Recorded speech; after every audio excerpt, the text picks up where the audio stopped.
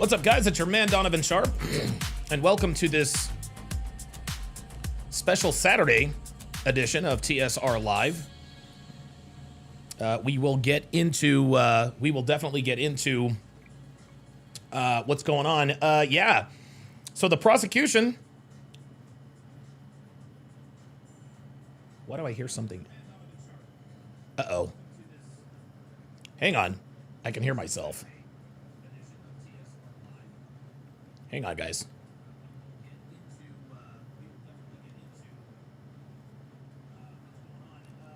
I hate when this happens. Hang on, guys. I do apologize.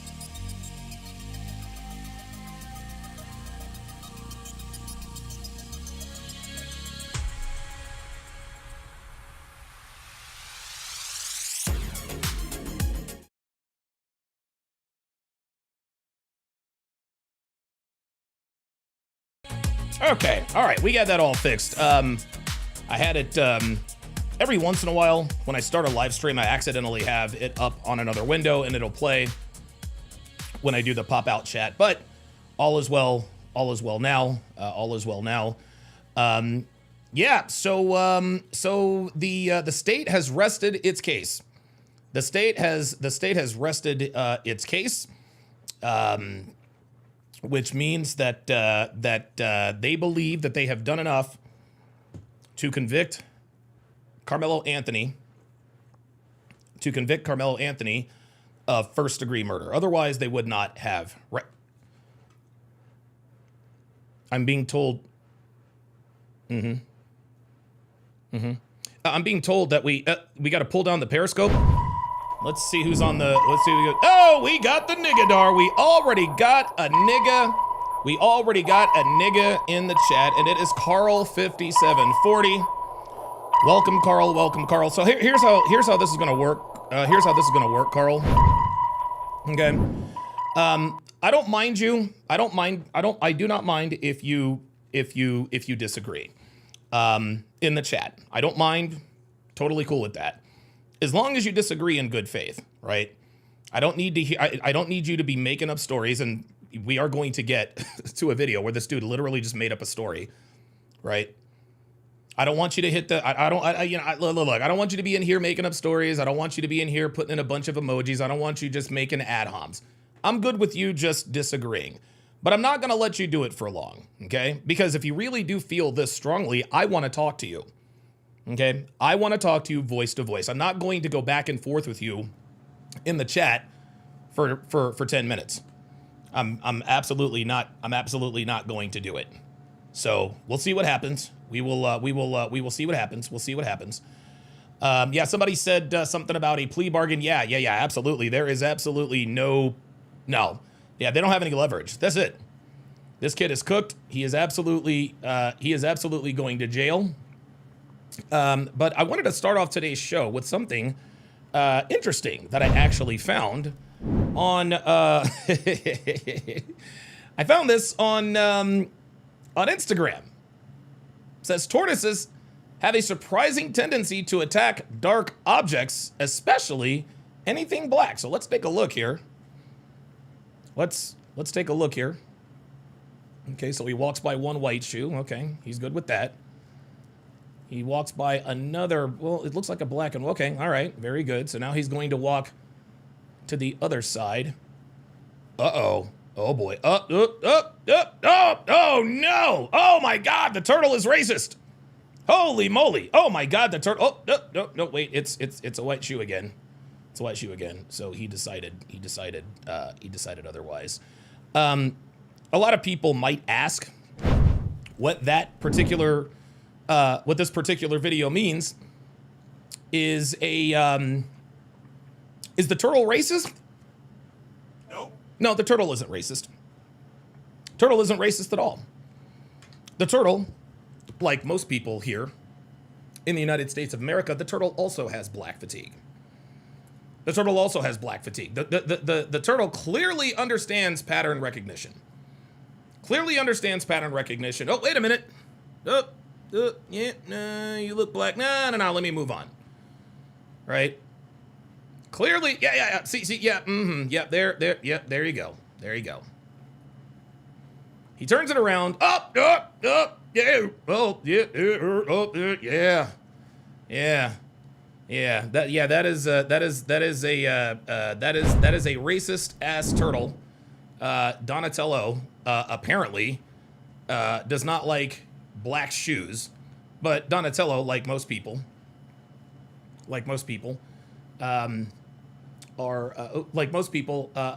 obviously they recognize patterns.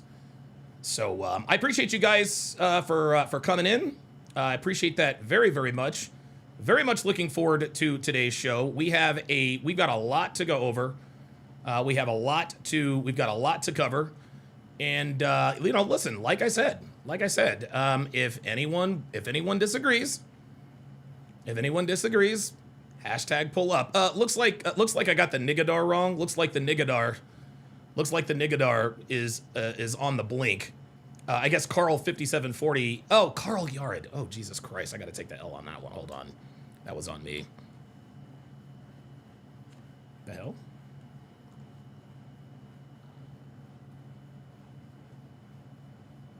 I'm trying to give myself the ignorant. Oh, there it is. Oops. Yeah, of course.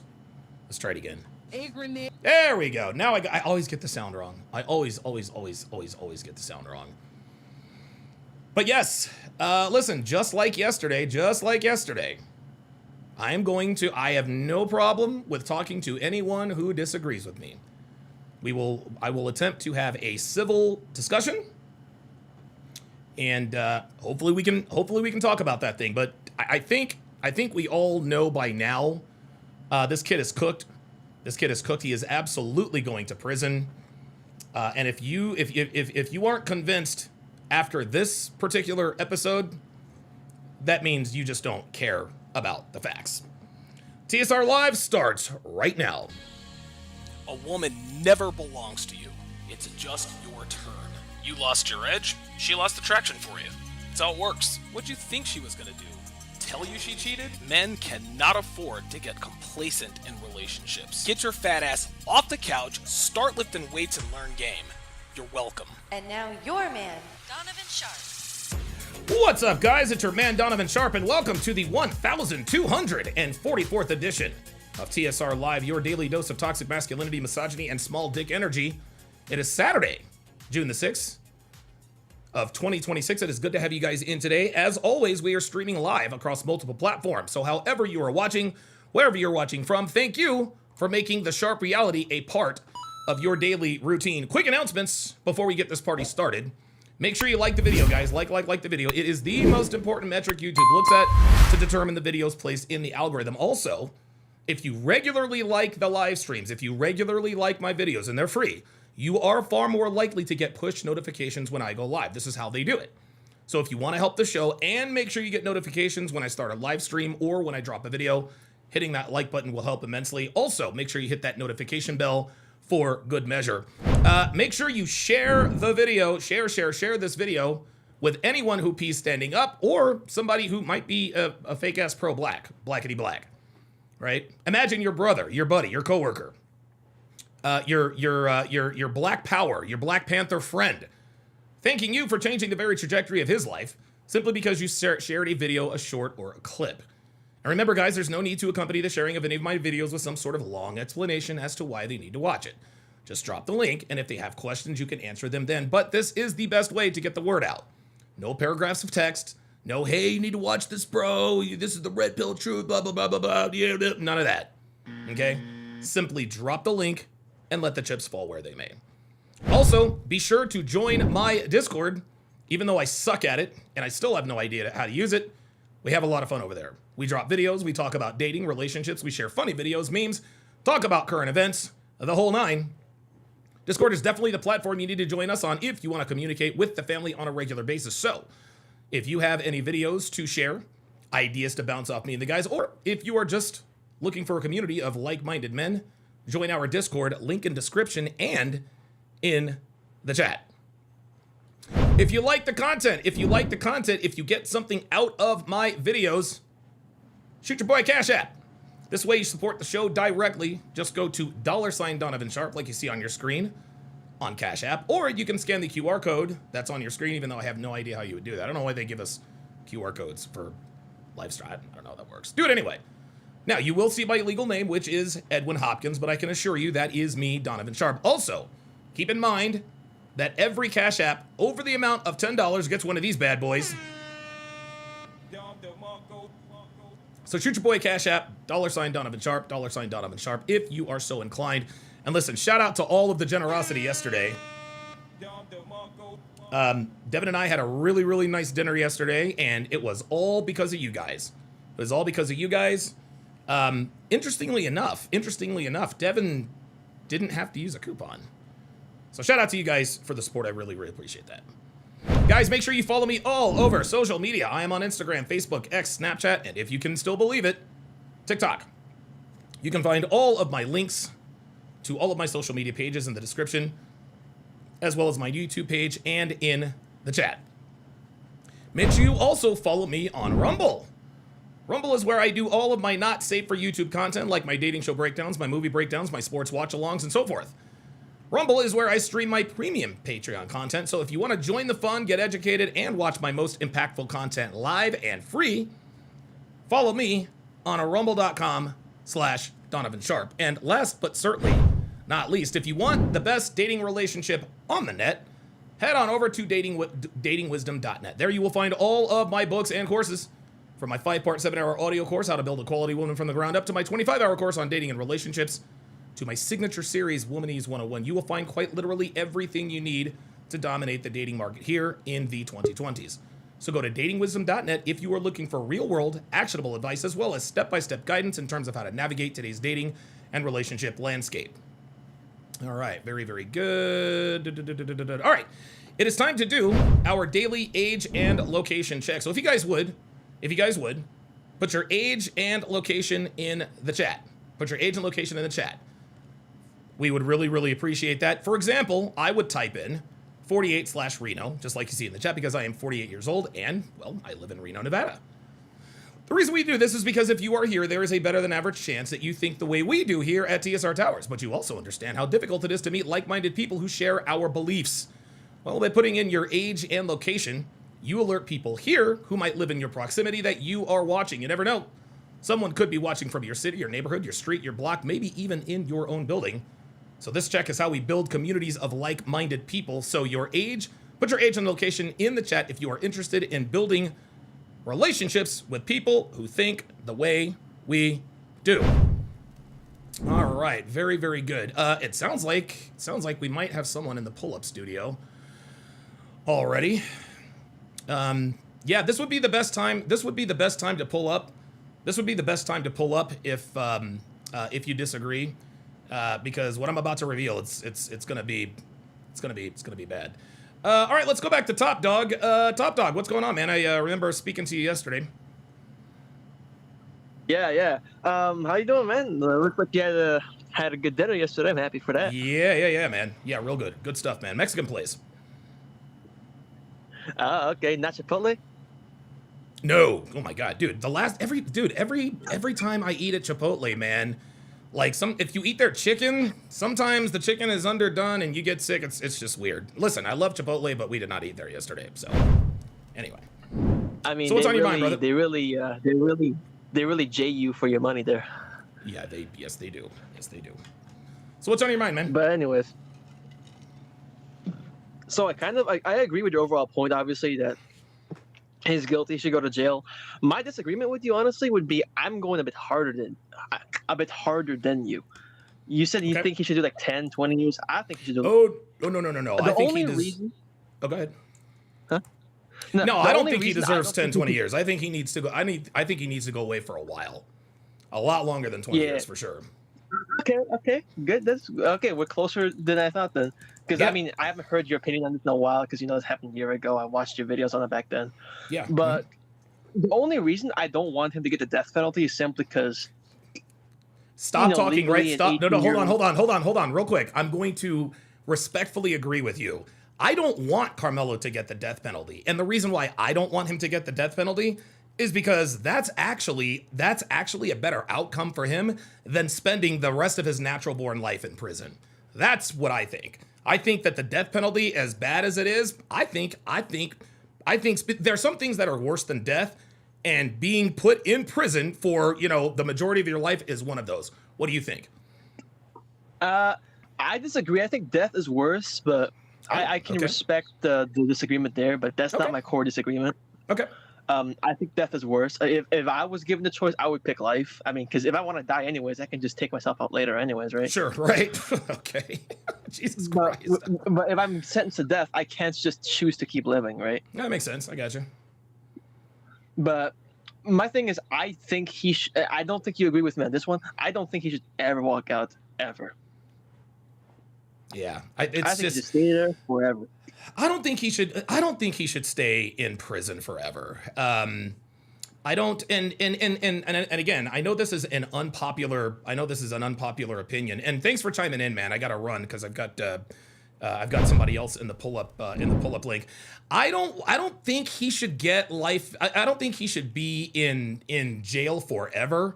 I think he needs to do at least 30 years. At least 30 years. If they sentence him to 20 years, I'm good with that. That means when he gets out, he'll be 37 years old. He still has a chance to maybe have a life. But if I were Hunter Metcalf or maybe a friend of Austin Metcalf, I might feel differently. And I think the reason why I'm not overly gung ho on throw him away and lock him up and throw away the key, and don't let him ever see the light of day again, is because I'm trying to the human side of me. Listen, the kid made the biggest mistake that anybody could make. He killed someone. So if it's 30 years, I'm good with that. If it's 30 years, I'm good with that. I think he will have learned his lesson. All right, let's go to McRid. Is that how you say that? McRid?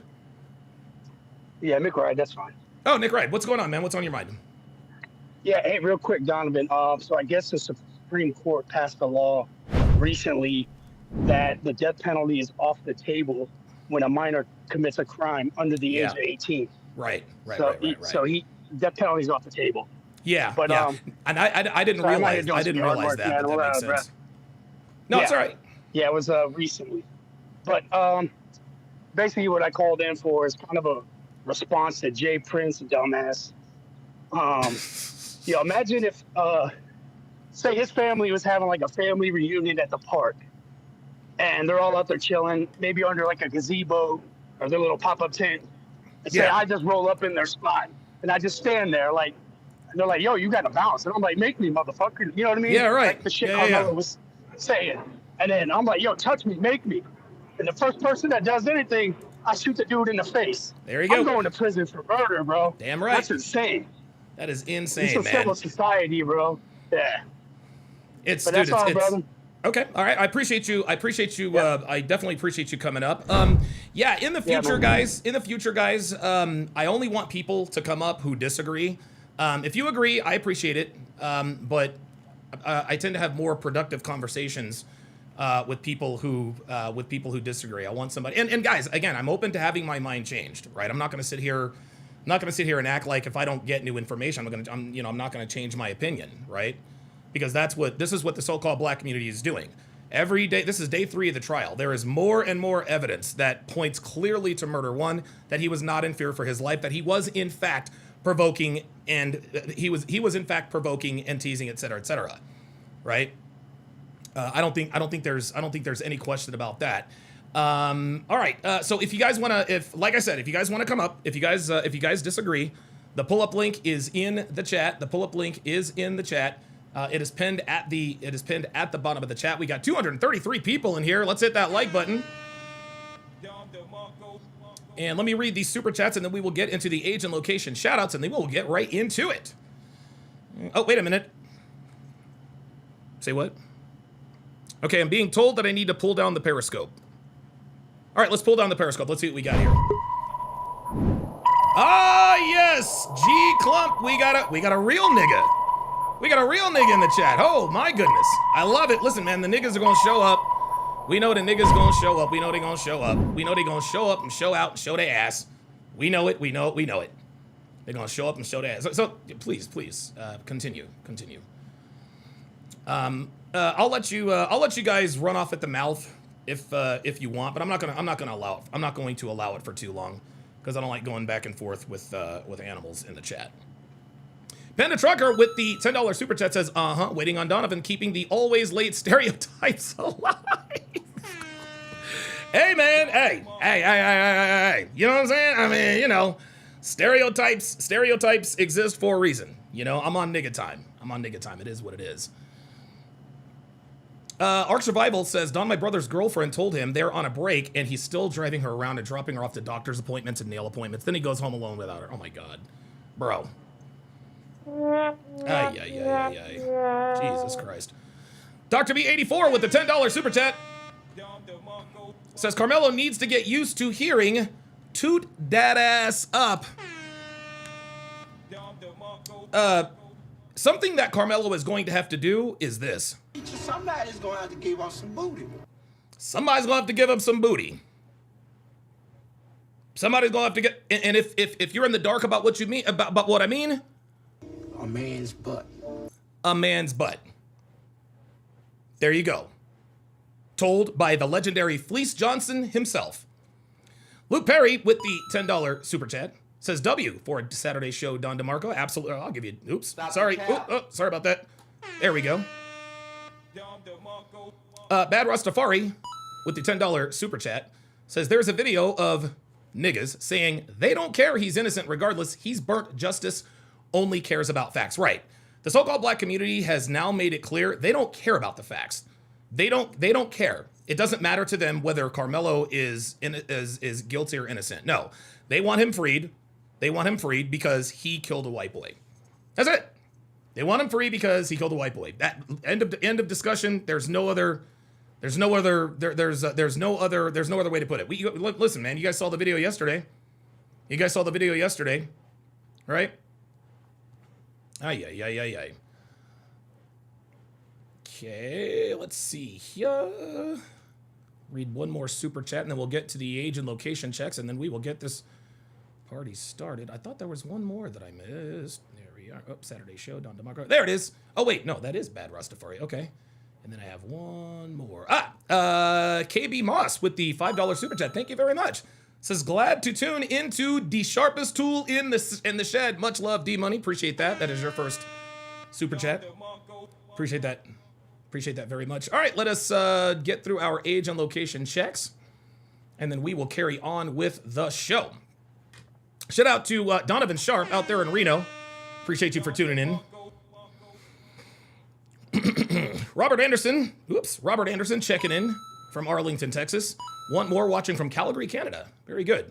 Carl, who I apologize to. Listen, I got bad information. I thought like the nigga, you got to blame that on the niggadar. I don't control the niggadar. You know what I'm saying? Like if the niggadar picks up something on the, on the sonar, I got to respond. Every once in a while we get a false alarm. It happens. My bad. Checking in from Massachusetts? Yes, Massachusetts. Phoenix Light Games is watching from Coral Springs. Bad Rastafari watching from Deltona, Florida, not to be confused with Daytona, Florida. D-Man Detroit, watching from Detroit, I assume. Johnny Green watching from the Windy City. Ravens for Life 716 checking in from Buffalo. You're a Ravens fan living in Buffalo, that's got to be tough. Panda Trucker happens to be in Massachusetts today. Rufus Marie is in Bremen, Indiana. Ood T Ghost checking in from South Jersey. That's where I lived. My wife and I, we lived in Cherry Hill, New Jersey. Right before we moved here. Very good. The Megatron checking in from North Carolina. Good for you, man. I would live there for 20 years. The Nazar watching from LA. And by the way, it looks like LA is already trying to fix that mayoral election. There's no way Bass should win. I think they're trying to fix this thing. Alpha E Productions watching from Houston. The Level Up Man checking in from the Big Easy. Dr. B84 checking in from San Antonio. Oh boy, the Spurs, they got an uphill climb. We got an uphill climb. Planet Rodella watching from Colorado. Edgar watching from the NYC. Ravens for Life 716 says, hope it's a Karmelo supporter so you can make them look dumb. Yes, I hope it is too. Chris Brooks checking in from Milwaukee. Luke Perry checking in from Mount Kisco, New York. Master Shock Value checking in from the NYC. Walker Toxic Ranger watching from Houston. Edward Cross checking in from Wilmington, Delaware. Love it. All right, very good. Very good. Very good. All right. Okay, so we are off to a rousing start. As stated before. Oh, wait a minute. Shout out to Johnny Elligan with the $5 Cash App says, keep doing your job. I absolutely will. Yep. You know what? Every Cash App's getting a Don DeMarco today. I don't care if it's $1, $100, who cares? $1, $100, all Cash Apps are getting All Cash Apps are getting Don DeMarco. Tracy Levitt says, I'm a Karmelo supporter. No, you're not. You can't even spell his name right. Like, I'm sorry. I don't buy that you're a Karmelo supporter because you can't even spell his name. Actually, you know what? I do buy that you're a Karmelo supporter. I do, because black people can't spell. Yeah, that makes sense. Yep. Okay. Well, good for you. Glad you're a Karmelo supporter. Just understand his name starts with a K and not a C. Just a word of advice. Just a word of advice. Just a word of advice. Okay. So the first video, I'm gonna tell you what, y'all. I'm gonna tell you what. The so-called black community. Oh boy, Tracy Levitt says, does it matter? Well, of course it matters. Are you kidding me? Learning to, like, hold on, Tracy. Oh no, Tracy. Oh no, Tracy, don't do it. Tracy, don't do it, sweetie. Yes, of course it matters. Of course it matters. You don't want people misspelling your name if they supported you, would you? Like, if you really are a Karmelo supporter, that's cool, but at least spell the nigga's name, right? You know what I'm talking about? Who cares? You know who I'm talking about. Oh boy. All right, Tracy, sweetie, Tracy, baby. We don't speak nigga in here, okay? If you're going to comment, like in the chat, okay, let's try to use a little bit of decorum. Let's try to use proper punctuation and spelling. I know you people are allergic to that sort of thing, but I'm asking you respectfully, get your shit together in the chat. Jesus Christ. Yeah, Karmelo Anthony is a basketball player. Karmelo with a C. Melu. So this first video I want to react to. So the black community is really, dude, they are really reaching now. They have tried everything they possibly could to try to spin this false narrative, right? They've made up all these stories. He had a cleat sharpener, not a knife. Austin Metcalf attacked him. He did not. They ganged up on him. They did not. And we'll get into those witness statements, okay? Taker says, Don, what do you mean by you people? I'm talking about niggas. Yes. Yeah, that's what I'm talking about. Yeah, that's what I'm talking about. I'm talking about niggas. Yeah, you people. Niggas. These niggas.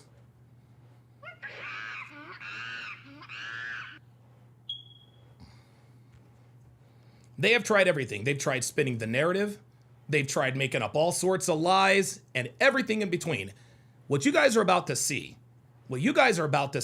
is this is why you know that they know Karmelo is going to be convicted. This is why you know they know Karmelo is going to be convicted. G Clump says, where's the facts, Donnie? Stay tuned. Listen to this. Listen to this dude. The video, John, 2 hours. Here you go, sir. What the hell? This is a lot of food for a single guy. Yeah. What the fuck happened to my goddamn video? Oh, come, hold up, man.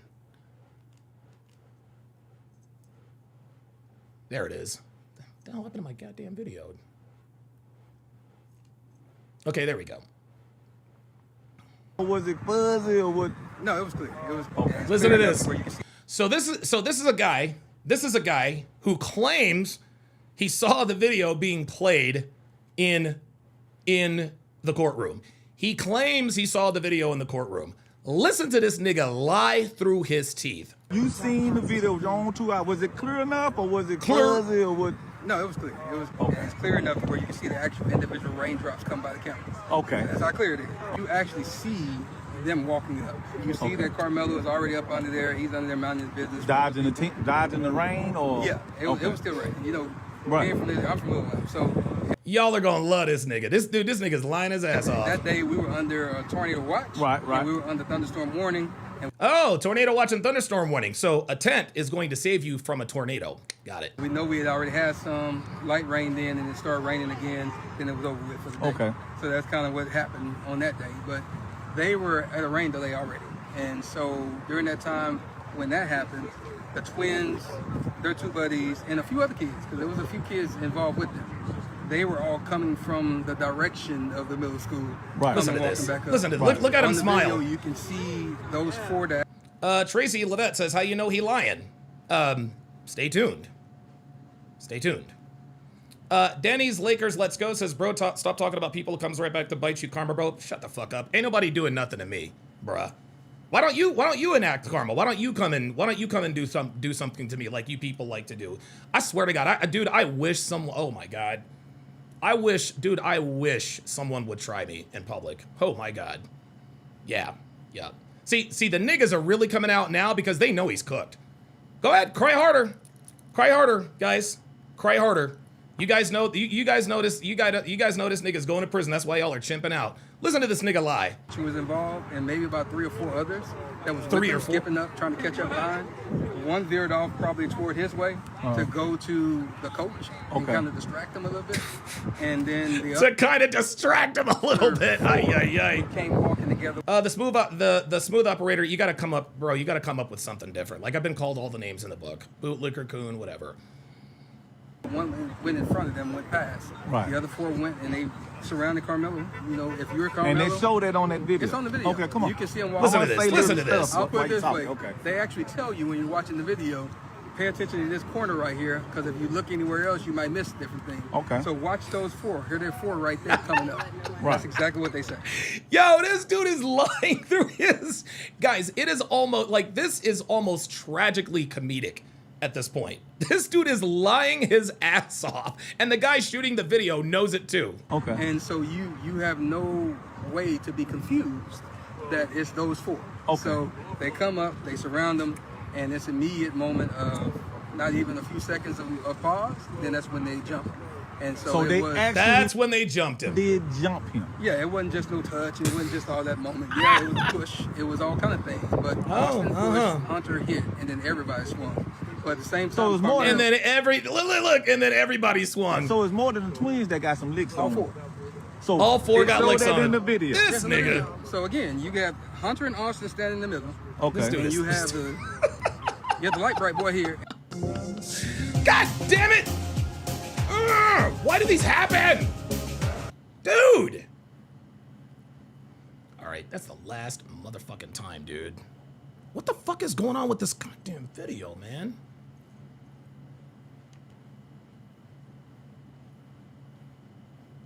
Dude. Okay. Take 3. My God. Fuzzy or what? No, it was clear. It was There it is. clear enough Nope, where you nope, can see nope. that. It was all kind of There we go. But Austin pushed, Hunter hit, and then everybody swung. But And at then the same everybody time, swung. So it's more than the twins that got some licks All on them. 4. So it showed that in the video. Yes, in the video. So again, you got Hunter and Austin standing in the middle, Okay. and you have the light bright boy here, and you have the darker boy here. Okay. I think that's what I remember. So I have to go back and think about it. But that's where they were. One was going up and down while they were talking, and kind of pushing or whatever he was doing. Austin and Hunter was in front. So where they're talking about grabbing bags, Hunter actually said that I grabbed his bag. Right. And then later on, he said that, Yo. that Austin threw the bag. Okay. Oh my Jeff God, Austin Austin threw the said bag. that. And so that's them both antagonizing. And we know under Texas law, I just have the fear that you're about to do something to me and you can get up out of here. Yeah, so you don't have to touch me. But at that point, he still stood there and stopped there. And whatever This they say guy. alleged was said, you don't know that until they get into it here. But once they Guys, this man is lying through his teeth, and I have I've got a mountain of evidence. I've got a mountain of evidence that shows this dude is lying through his teeth. He's lying. This is a lie. None of this is true. did that, they start hitting him. Karmelo And you want to know why? And you want to know why I'm laughing? Is because I know this isn't going to work. This is their last ditch effort. Unbelievable. actually was able to back out and try to get away. So he was actually trying to get away the first time. Oh my God. Austin grabbed him, and you can see Oh his my hoodie God. coming out like this, and they brought him back in. Yeah, Brano 2 times says Willie D's goofy ass said the quote media edited his mugshot to remove his injuries from the attack. Dude, I swear to God, these niggas, these niggas are clown. Dude, these niggas are clowns, y'all. Okay. And when they brought him back in, that's when you can see Austin put him in a headlock. You can see Headlock? that all the rest of them are still hitting. So Austin had him in a headlock and everyone was swinging on him. Man, this That must be dude. when the poke happened, because he was able to get out again. He backed out. He looked to the right. That's where the other little kid was filming, because they got This some cell is- phone footage too. But that's where he This- was filming. He looked directly. So, wait a minute. This dude said that there was somebody filming the attack. Somebody filming the attack. Oh my God. grabbed him in his camera. And Yo, guys. This is why we know they know it's over. It's over. It's done. This is not even close to true. then he went this way to the left. He went down. He fell, and that's when they realized he was gone. They were still punching. And when he fell, were still that's when they all punching. turned around. They started chasing him. Austin tried to go chase him too, but he grabbed his chest. I guess he realized that something happened to him. Oh, he chased him. So he chased him under the tent. So there was so people were chasing Karmelo Anthony under the tent, and he's running away under the tent, and then you turn around and you stab someone who's chasing you under a tent. Oh my God. And that's when he went down a little bit and he fell down. Bruh. All three of them were chasing, but Karmelo was so fast. How do you chase someone in a tent? He got away and went around to the coach, and so you can see them on the video pointing toward Karmelo and the coach. And I can imagine, because Karmelo's out of the camera on that moment, that he was telling the coach what happened. And then that's when Hunter said he whipped his head around. That's a true statement. He just wasn't sitting when he did it. Oh he my whipped his head God, around. this You see him on the dude. video, and that's when he walked over to where Austin was, but he never touched him. So all that stuff about him rendering aid and holding his heart and not, he never did that because the coach grabbed him and he was holding him. So at the end of the day, This dude. that's kind of where the moment went. But they Oh did my assault God. him, Yo, they are literally making shit up. This is too much. and This we'll is too just much. play the game. Even if it was just a push, you still assaulted him because it was unwanted. By your own definition and your word of him saying that leave me alone and I'm not going, you assaulted him, period. But they did beat him, and if you look at the They did beat him. Really, nigga? not the photo that Fox 4 put out, because that was one that they actually edited. I have the emails to prove it. But the actual Collin County one, you can see the webs and stuff on his eye. Yo, what? You can see the webs under his neck. And so It's not the weps, bruh. It's whelps. Even when they're lying, they can't speak English. Jesus Christ. that's the reason why they edited the one from Fox and kind of airbrushed it. And you can see they put the locks of his hair that got taken out as well. You seen the video? Incredible. I think this is Yeah. Oh, we got black women in here now because now we got black. May karma treat this quote man fairly. There's no such thing as karma, only cause and effect. Hateful comments like this will not be tolerated. So now you're up out of here. Hold on. Who else? What other animals are we going to get rid of?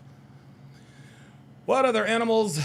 The Smooth Operator says, Donovan, explain why does it being over for Karmelo Anthony make you so happy? Because it pisses niggas like you off. I like pissing niggas like you off. I'm not gonna lie. I don't feel bad for Karmelo, man. The kid made a very, very bad mistake. I'm empathetic. I don't feel sorry for him. He's gonna do every minute of the 50-year sentence he gets. I'm not happy about that, but I'm happy that it pisses you off, and that is the answer to your question.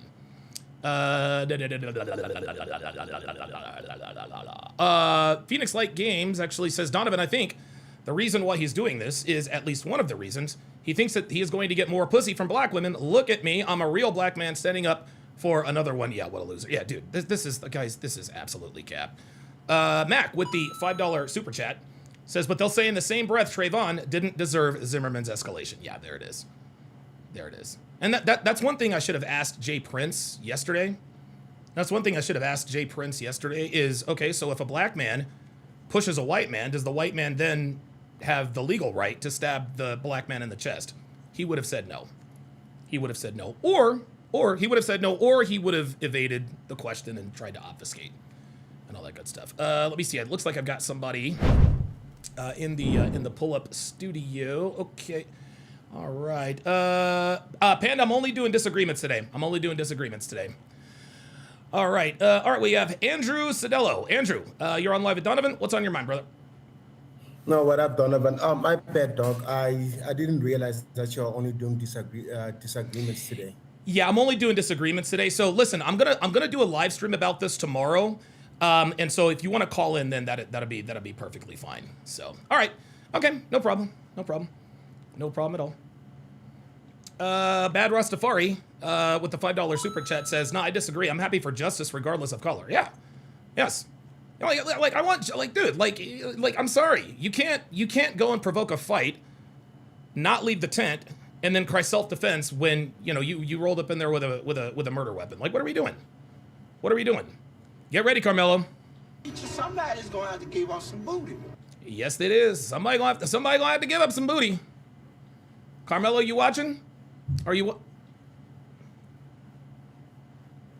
the hell was that?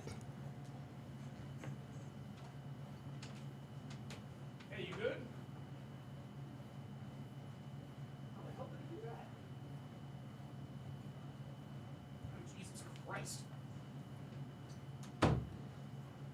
Dude, I'm gonna tell you what, man. We must. I think Walter's on steroids. He just knocked Devin's bowling ball off a table. Ay ay ay. Let's go ahead and review. Let's go ahead and review. Tracy Levette says he didn't provoke no. Oh my God, Tracy baby, please learn to spell, sweetie. You said he didn't provoke no fight, Tracy baby. Stay tuned. Stay tuned, because there is clear evidence that he provoked, egged on, and escalated this. Stay on. But listen, people like Tracy, they don't care about the truth. They don't care about the truth. Just like this woman right here. Do you think that the black community will, if evidence does come out that Karmelo was not in fact fighting for his life when he stabbed and killed Austin Metcalf, do you think that the black community will accept that? If evidence shows that he did not, no, we're gonna stand by ours regardless. They stand by theirs. We're gonna stand by ours regardless. I'm a mother first. I'm a black mother. Let me put that on there. I'm an African American mother. So I have to put away my color first and step into the motherhood. Put away your color first. What?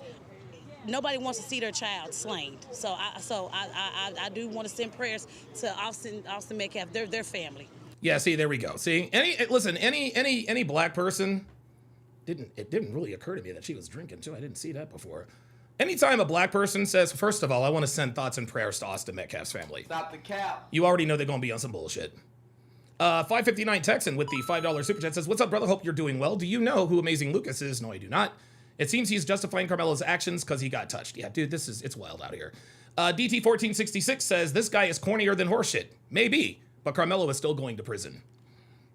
But at the end of the day, I got to think like, okay, what did you do to him or whatever to cause this to happen, the reaction? We got to start taking accountability for our kids. Because then again, if my kid, that's why it's a catch-22, if my kid was Karmelo and I feel like his back was up against the wall, well, I'm going to tell you straight up, better mine than yours. Better mine than yours. So either way it go, everybody loses. A black boy allegedly murdered, and I say allegedly, heavy on the allegedly murdered somebody. You see what I'm saying? So yeah, this is about race. Because if the shoe was on the other foot, they wouldn't give a damn. Actually, they would. And like I said yesterday, if the shoe was on the other foot, Frisco, Texas would have burned to the ground. Panda Trucker with the $5 super chat says, I had a thought on Karmelo's defense, might get him off. Okay, all right, I'll bring it for that, because if that is a disagreement. Legend said, with a $2 super chat, says, it's a jungle in this chat today. Yep, I expected it. And listen, I'm glad niggas are watching. Seriously, I'm glad niggas are watching. I'm glad niggas are watching, because there's no, what you guys are about to see today in terms of the evidence and the testimony. Okay, if you don't acknowledge the truth after this, this just means that you don't care about the truth. And if you don't care about the truth, then I can't help you. All right, let me go. Looks like someone has pulled up here. Let me go to the pull-up line. All right, we got Jay Blaze. You guys are killing me today. Jay Blaze, what's going on, brother? How you doing, man? Hey, what's up? Dude, he is so screwed. Yeah, he's done. Like, I don't even think he should have pled for self-defense. He should have thrown himself at the court. At the mercy of the court. After it, he should have shown complete remorse, which clearly I don't think he has. Nope. But I blame the hip hop culture, because hip hop culture and all the media and stuff, they dehumanize you. I don't even see that Karmelo really saw Austin as like a person, like in terms of he had a brother and he took away his brother's best man and like his future wife, children, and he needed the past few months to really hammer in like what you took away. And I don't think it happened because they did the race grift thing. Yep, they tried that. They should have said, yeah, he should have written like a letter to the father, profound like sorrow, and then thrown himself at the court. He should have pleaded guilty. That would have been his best chance. Hey man, look, I did it. I take accountability. Like, dude, I am throwing myself on the mercy of the court. He should have done that from the start. So, exactly. And I think because he did this at 17, the death penalty is off the table. Right, it is off the table, and I'm good with that. I think he gets at least 20 to life. Because that, like, with the amount of people that were like tearing up and crying at the. Oh yeah, dude, the court, emotional like, stuff with his coach and all that. Yeah, they're definitely not gonna. I gotta run, Jay Blaze, because I got to run because I got other people who've pulled up. But So Jay Blaze also, guys, make sure you follow Jay Blaze because. Well, wait a minute, I thought somebody else was in there. Whoever pulled up before, pull up again. Whoever pulled up, pull up again. Dorks81 says, did the state rest its case against Karmelo? Yeah, they rested today. The state rested its case. So the state is confident that they have done what's necessary to prove murder in the first degree beyond all reasonable doubt. So the next video we're going to watch is of Sarah Fields. As you guys know, Sarah Fields has been really sort of the only independent journalist of note who has been consistent about reporting the facts as far as the Karmelo case goes. Dr. B84 with the $10 super chat says, I think this entire case is a way for niggas to justify doing nigga shit on a regular basis. Damn right. This is what they do. All right, Tracy, I'm going to give you... Where's Tracy at? Hip hop culture, you funny. All right, she says, this live isn't going to age well when the verdict comes out. No, I think it's... Tracy, you're just talking, sweetie. Like, if you don't have anything to add, if you're just going to be in here trolling, then, you got to go. But if you feel this strongly for Karmelo Anthony, at least make an argument for him. Make an argument for him, right? I don't mind if you disagree. I really, really don't. But when you're just coming in here and just running off at the mouth, he's going to be not guilty. Tell me why you think he's not going to be guilty.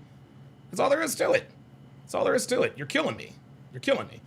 All right, let's check out Sarah Fields. So I think she's started doing these vlogs now because writing these things out are a little bit easier. Kevin Davis, 8646 says George Zimmerman got acquitted for Kill Black Boy. George Zimmerman got acquitted for Kill Black Boy. I'm sorry, I have no idea what the fuck you're talking about, dude. You're gonna have to rephrase that. Okay, everyone, listen. It took me over an hour to write up my report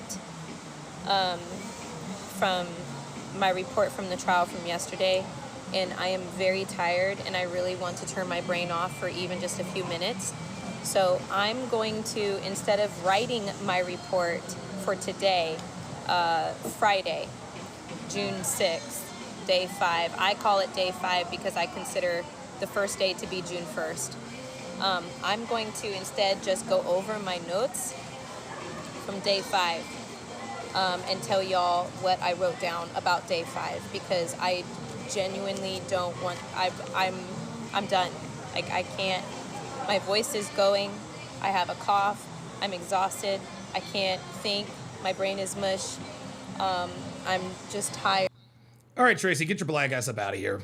If you have any more to say, I'm willing to listen, but I'm not gonna watch you just troll in the chat. Just come up and talk to me. If you feel this strongly about it, talk to me. I've been getting up. Yeah, and this is what niggas do. Anytime a nigga commits a crime, they always go to another case. Well, George Zimmerman did this. Or what's the other guy? Kyle Rittenhouse did this. That stuff ain't got nothing to do with this case. I don't want to hear it. At 3 a.m. to make sure that I make it into the... Mrs. Sam Leek says, sending love to Karmelo. You better send him more than that. You're going to send him more than that. Karmelo's going to need a lot more. Karmelo's going to need a lot more love. Actually. Somebody's going to have to give us some booty. And if I'm not clear, A man's butt. Booty. Booty. Booty. that's Karmelo's future right there, right here. Booty. That is Karmelo's future. This dude is going to be passed around like he's going to be passed around like a cold. Deal with it. Courtroom, and I'm tired. So, day 5 of the Anthony trial. The state called in Neil Adams. Neil Adams walked in with an EMS uniform, and he is with Frisco Fire Department. Oh yeah, He was working at Station 6. Engine 1 was already sent out. Uh-oh. Again, he's with the Frisco Fire Department. He said that it was wet when he arrived. There was just a little bit of mist. It was just a light drizzle. He said he drove the ambulance onto the track. Okay, I can't. I can hear.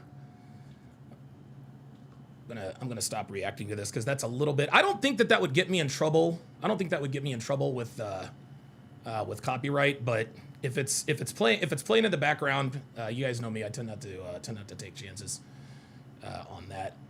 Obviously, it has to be blatant, but I don't think it's. I don't think that's. Oh, you know what? Actually, you know what? I will finish that. I will finish that because it looks like I'm good to go. Looks like I'm good to go.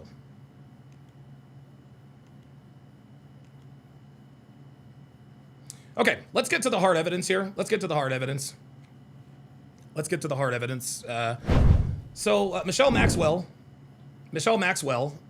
who apparently has been, she's a journalist. She put out a tweet, says this was never about race. Once again, the mainstream media pushed a disgusting false narrative. 4 out of the 6 teenagers who have testified so far are black, and they all testified that Karmelo Anthony pulled out the knife before or at the same time Metcalf had even pushed Anthony. The teens described the actions as being simultaneous. Metcalf motions as if to push, Anthony is already stabbing. It was all the same motion. All 4 of the black teens also testified that Anthony was asked to leave the team tent, multiple times by several people, and that Anthony provoked Metcalf. Uh-oh. Oh, isn't that interesting? So they all just ganged up on him, did they? One of the black teens said he was sitting directly next to Anthony, and when Metcalf pushed Anthony, it wasn't even hard enough that Anthony touched him. And Anthony acted so quickly that he didn't even realize what happened. One teen testified that Metcalf told Anthony, "I'm not going to fight you at a track meet, dude." Oh boy. The defense wants to know if Metcalf grabbed a hold of Anthony. Another teen said he didn't get a chance to grab a hold of him. He was already stabbed. That's bad. One teen said he was watching the interaction between Metcalf and Anthony, saying Karmelo had his hand in his backpack that was sitting on his lap, not on his back or on the bleachers or the ground, and appeared as though he were grabbing something. The vein in his arm was visible. The teens testified that Metcalf did not get upset until Anthony refused to leave multiple times, and that's when things got serious. Oh, look at this. He refused to leave multiple times. He refused to leave multiple times. Oh boy. Teen is saying several people confronted Karmelo Anthony and told him to leave the tent. Austin, another boy, and he was among the Memorial High School kids who told Anthony to leave. So there you go. That was on Facebook. That, oh boy, that is all bad. That is all bad. This is actually something that oh boy. Guys, this right here is why the state rested their case today. This right here is why the state rested their case today. This comes from the Daily Mail. There's also an article from the Daily Wire. I'm going to read. This kid is done. Bobby Ray says a black man refusing to leave? No way. I know, right? Who knew? Imagine. Multiple witnesses thrashed Karmelo Anthony's claim that he acted in self-defense when he stabbed Austin Metcalf on the witness stand Friday. Austin Metcalf's 17-year-old track teammate, who was instructed not to be identified by the judge, alleged that Anthony had pulled out a folding knife from his backpack and had it ready in his hands as Metcalf stood above him to shove him. Guys, that's premeditation. A female student said she heard Anthony tell Metcalf, "If you want me to move, you would have to move me." Oh, wait a minute. This is done. This is done. He's going to prison. If you wanted me to move, you would have to move me. Touch me and see what happens, another male student claimed Anthony told Metcalf. The student added that he was unaware of the two having ever met previously. A previous version of events told by the defense claimed that Anthony stabbed Metcalf in reaction of fear during the confrontation, where Metcalf made the first physical contact. Anthony, now 19, is standing trial, blah, blah, blah, blah, blah. The two teenagers, blah, blah, blah, blah, blah, blah, blah, blah, blah, blah, blah. Karmelo Anthony has been seen laughing with his legal team as court adjourns for the day. Oh man, this is bad. This is all bad. This is all bad. Oh my goodness. Karmelo Anthony was seen laughing with his legal team as trial proceedings ended for the day.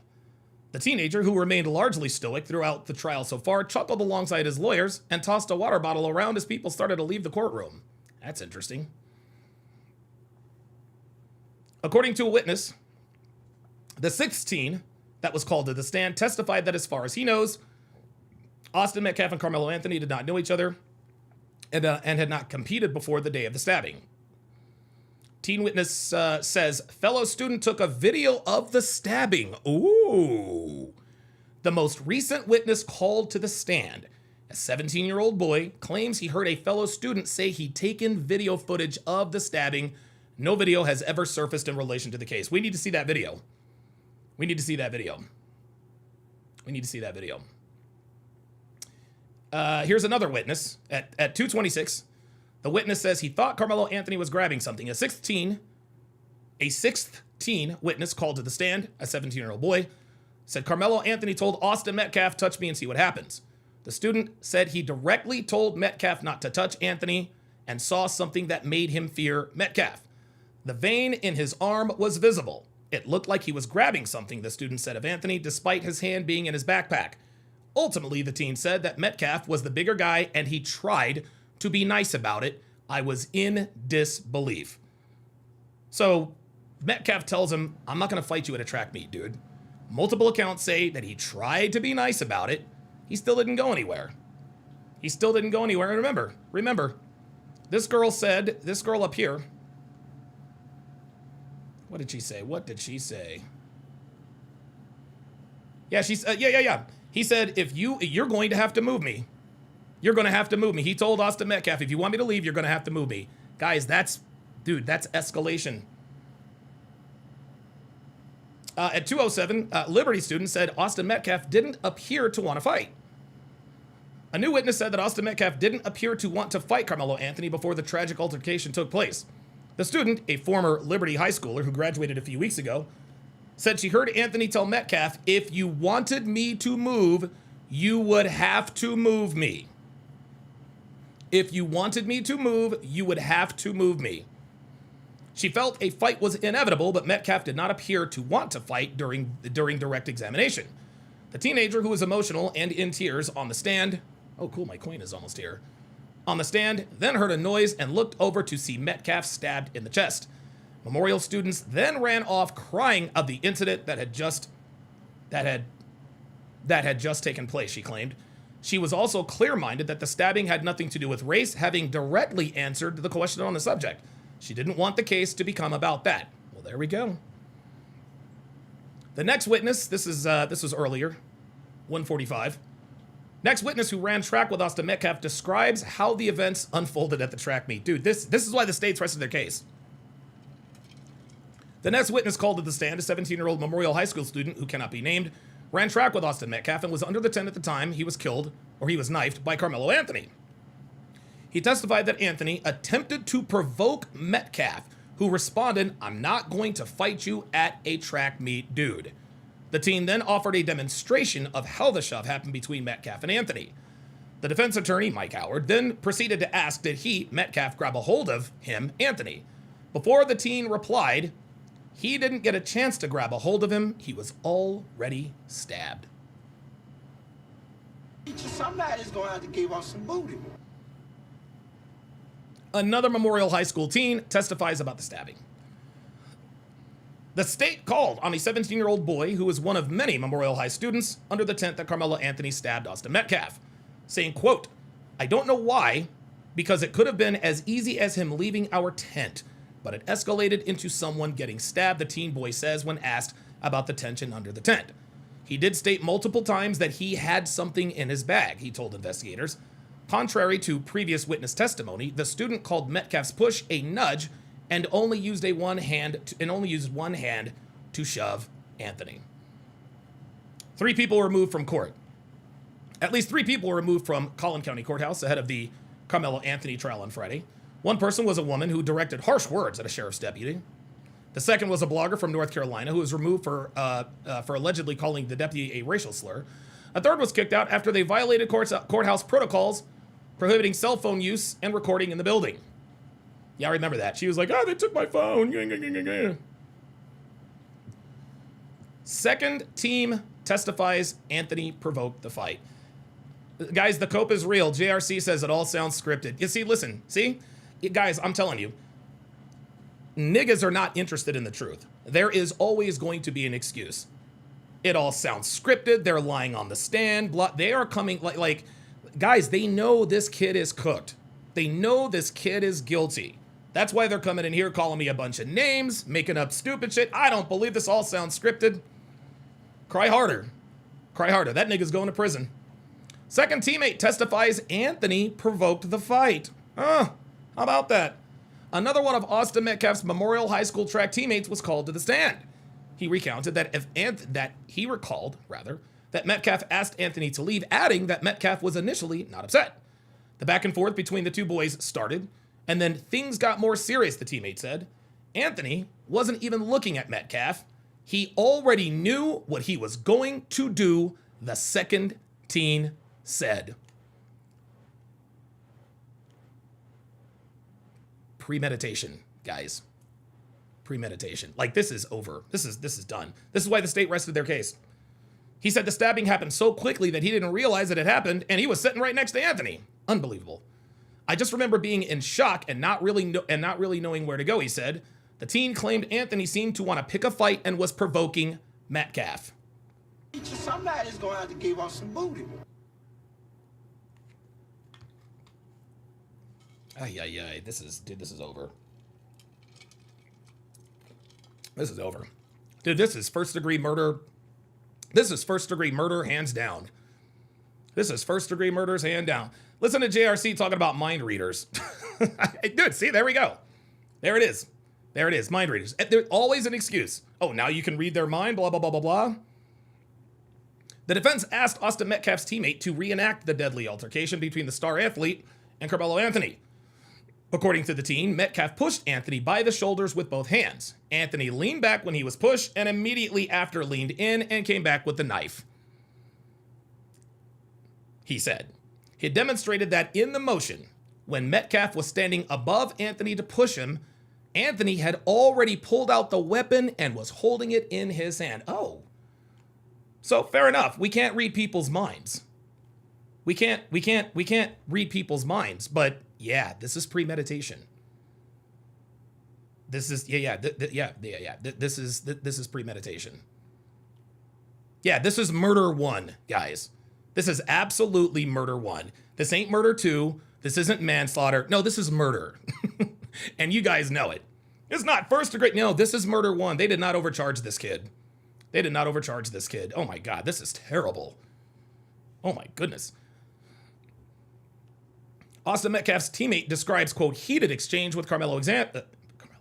Oh, Jesus Christ. Hold on. I got to get myself one of these. Sorry about that. During cross-examination, Karmelo Anthony's defense attorney asked Austin Metcalf's teammate if he recalled where Anthony was sitting. The teen said Anthony was outside of the tent on the bleacher above it. What's the problem with that? The defense attorney asked. Relative area, the team responded, explaining that their coaches have told them not to allow kids from under other schools under their tent. During this 2-minute exchange, Anthony unzipped his backpack and stuck his hands inside. Then Anthony said, "Touch me and find out." Guys, this is premeditated murder. This is PS. It's not premeditated, bro. That's it. He's cooked. He's going to prison, y'all. He's going to prison. Listen, man, words in a chat are not, I'm sorry. You guys can wish and try to speak something into existence. See, what niggas are trying to do now is they're trying to manifest a not guilty verdict. No, there is no manifestation here. Metcalf's teammate said he thought Anthony was, quote, bluffing when he put his hands in the backpack. Metcalf said something like, "We're in Frisco. You don't have anything," when Anthony put his hands in the backpack, according to the teammate. T-Sren says, "You really believe this?" I don't know what you're talking about.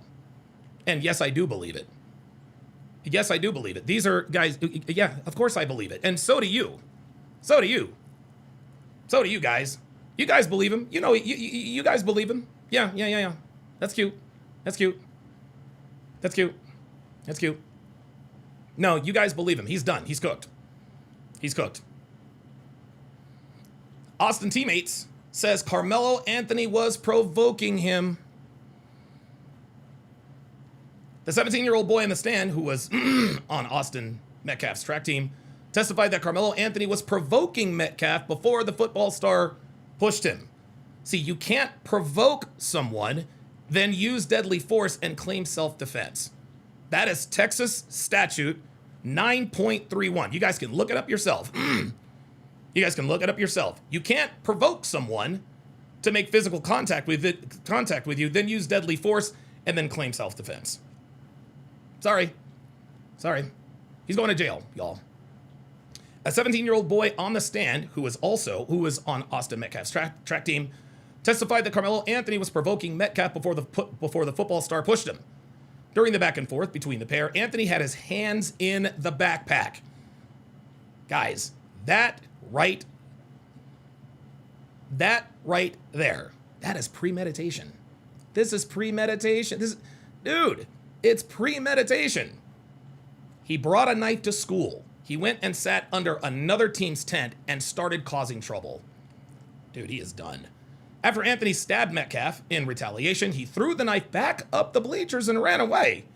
The young witness said he did not expect the stabbing to occur. Austin fell onto the bleacher, onto his back, and then he got up and went against the fence guardrail, and his chest was all bloody, he explained. I think he said, "Oh my God." Prosecutors asked the boy how hard Metcalf pushed Anthony, to which he explained somewhere in between a light shove and a hard shove. He confirmed that Austin's brother Hunter was at the bottom of the tent at the time of the incident, and that no others ganged up on Anthony. Oh boy. Somebody's going to have to give us some booty. This keeps getting worse and worse. This keeps getting worse and worse. The witness called the ambulance shortly after the killing. The 911 audio was played to the court, where he can be heard saying, "My best friend's bleeding everywhere." Oh my God. Oh man. Oh dude, I'm sorry. That's it. Yeah, that's it. That's a wrap, nigga. That is a wrap. That is absolutely a wrap. This kid is going to prison. And you know, the interesting thing that I find about this, right, is the fact that he ran, right? He ditched the murder weapon and he ran, right? Innocent people don't run. If you really do believe that you were justified in using self-defense to defend yourself, you don't ditch the weapon and run. Okay? George Zimmerman, he didn't move anywhere. He stayed right at the spot after the thing between Trayvon Martin happened. Was it the subway guy, Daniel Penny? He didn't run. He didn't run. As a matter of fact, the people on the subway helped him subdue the assailant. They weren't afraid of Daniel Penny. If Daniel Penny was a threat, they would have all run away. But no, Daniel Penny wasn't the threat. He neutralized the threat. Kyle Rittenhouse, he didn't ditch his gun in the run out. No, he said, "Hey, man, look, man, this is what's going on." The reason you run away and ditch the murder weapon is because you know that you're not justified in what you just did. P Sensei says, "I'm good. I just don't believe it's premeditated. Don't care what the verdict is. Too many stories to know what's." Okay, P Sensei. Well, then you're up out of here. Oh, you know what? I'll leave you in here, P Sensei. No. See, that's the thing. That's the thing, dude. See, P Sensei wants Karmelo Anthony to walk, but he doesn't want us to know he wants him to walk. He says, "I know he's guilty. I just don't think it's premeditated." Bro, you know it's premeditated. You're just looking for a reason to disagree. Okay? I don't care what the verdict is. I don't care what the facts is. You're no better than the niggas who are defending him. P Sensei 717. You don't care what the facts are. I'm good. I don't believe it's premeditated. Just because you don't believe it's premeditated doesn't mean it's not. Okay? It's not the court of PS Sensei 717. No, it's a court of law, my friend. It's the court of law. Stop it. Stop it. Yeah, he is absolutely going to prison. So let's take a look at some of the testimony today. KZ1944 says, "Oh, this is one of those chats that bans people for disagreeing." No, I don't ban people for disagreeing. I simply remove the opportunity for you to type in on your phone and give you the opportunity to come up and talk to me. But since I already know what time you're on, it's so funny. People think that you think I'm not going to ban you because you come in here and say, "Well, you ban people because of this." You know what? Fuck it. Yeah, you're out. See ya, monkey. See ya. Maybe you don't know what premeditation means, P Sensei. Maybe you don't know what it means. P Sensei says, I haven't heard anything that say premeditated. Okay, see right there. If you haven't heard anything that says say premeditated, you're speaking nigga, I can't help you. If you haven't seen or heard anything that implies premeditation, I can't help you. People like this do not care what the truth is. They do not care what the truth is. They don't care what the truth is. Brought a knife to school, okay? He went and sat under another team's tent. He then provoked Austin Metcalf to touch him and see what happens. If that's not premeditation, my friend, if you don't see premeditation, I can't help you. I can't help you. PLG, you can stop all of that, because these niggas are cowards. They're not coming up. Ain't nobody coming up to talk to me. Oh, we got Jay Prince back in. Oh, Jay Prince is up for round motherfucking 2. Oh boy. Oh boy. We got Jay Prince in this motherfucker now. All right, Jay Prince. Hold on. All right, Jay Prince, round 2, my guy. Round 2. Let's go. So, when you was talking about what other people have stated, what he has said, I wonder if it was somebody that's kind of on his side, because it seemed like the people that's saying what he said, and we didn't hear no video of him saying this. We just got people just going against him. Yeah, we absolutely can, because there are 12 eyewitnesses. Eyewitnesses are not lying on the stand. Lying is those eyewitnesses. But the eyewitnesses were people who were under the tent. As a matter of fact, 4 of the first 6 kids that testified were also black. So when you keep saying that they provoked,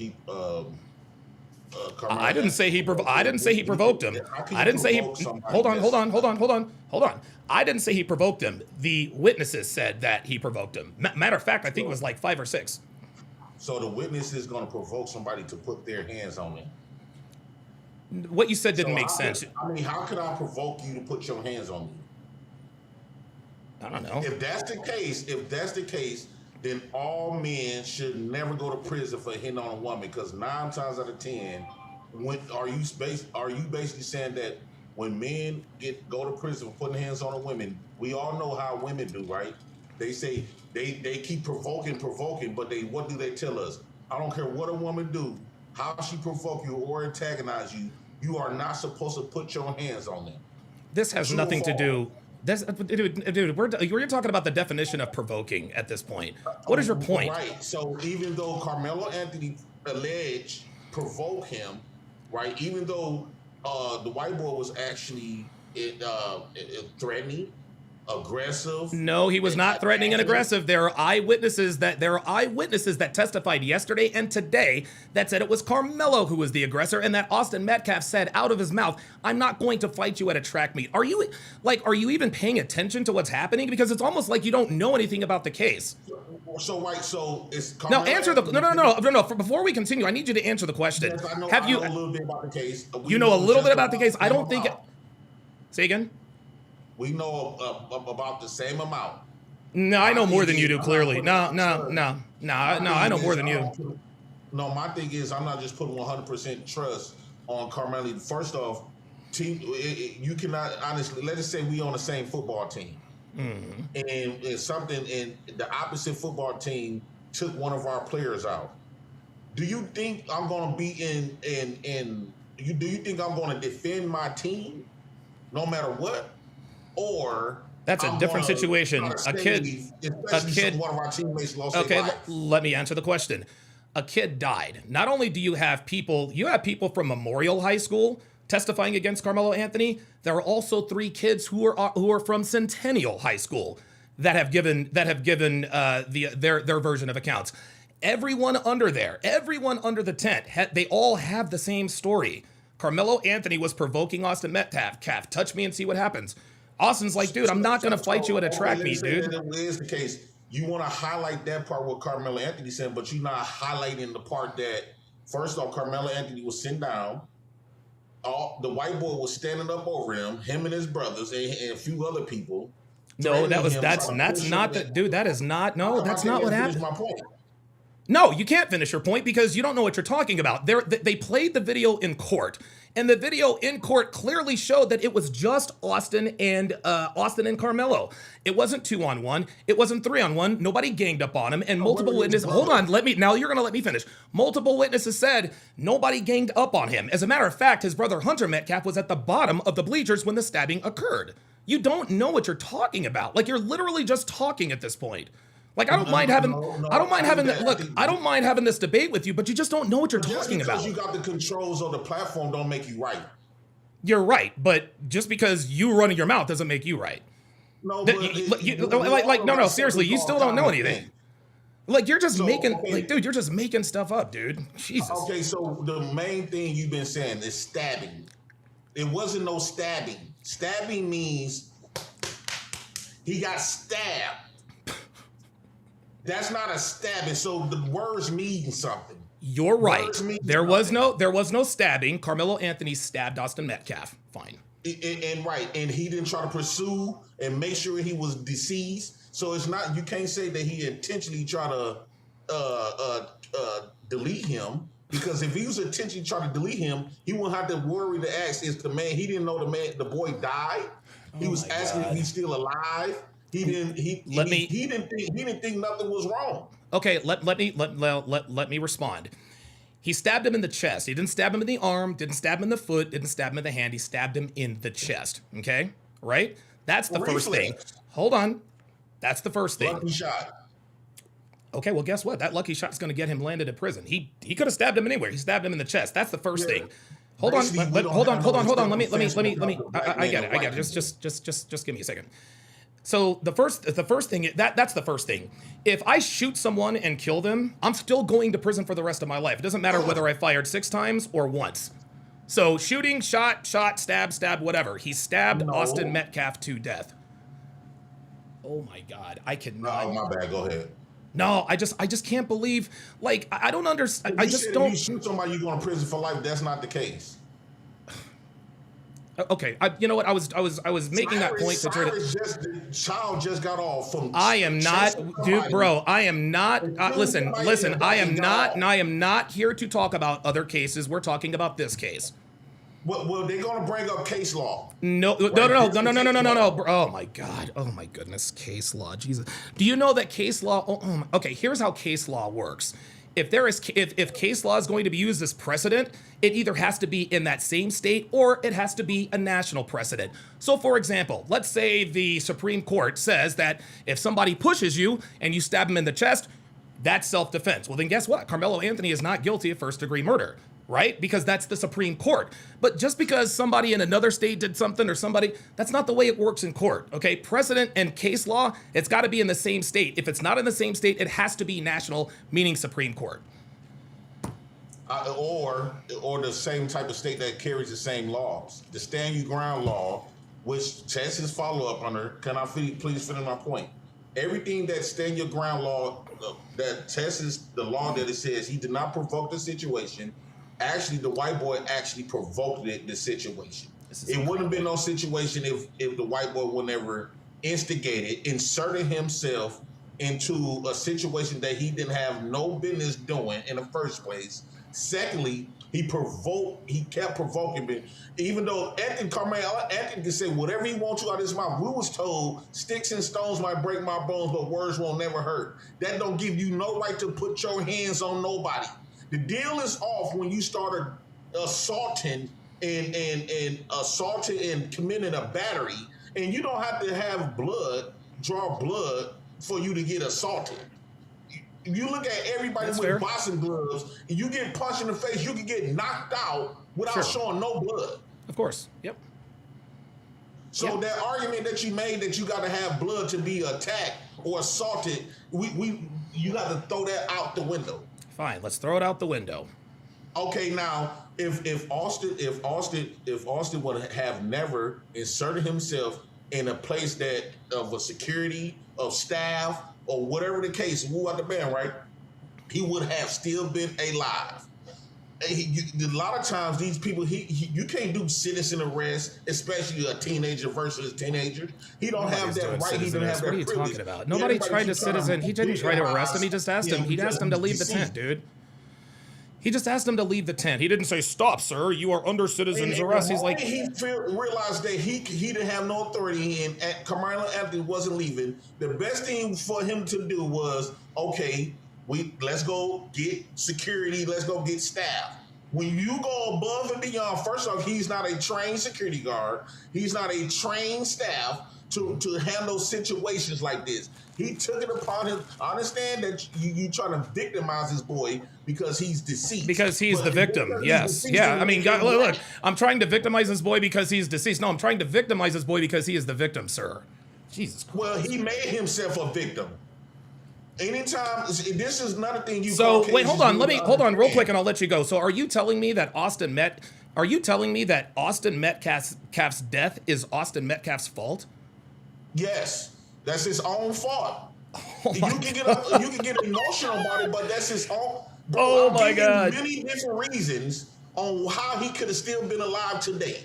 This is why niggas like you don't like. I'm just gonna listen, bro. I'm gonna keep it real, man. This is why people don't take niggas like you seriously, dude.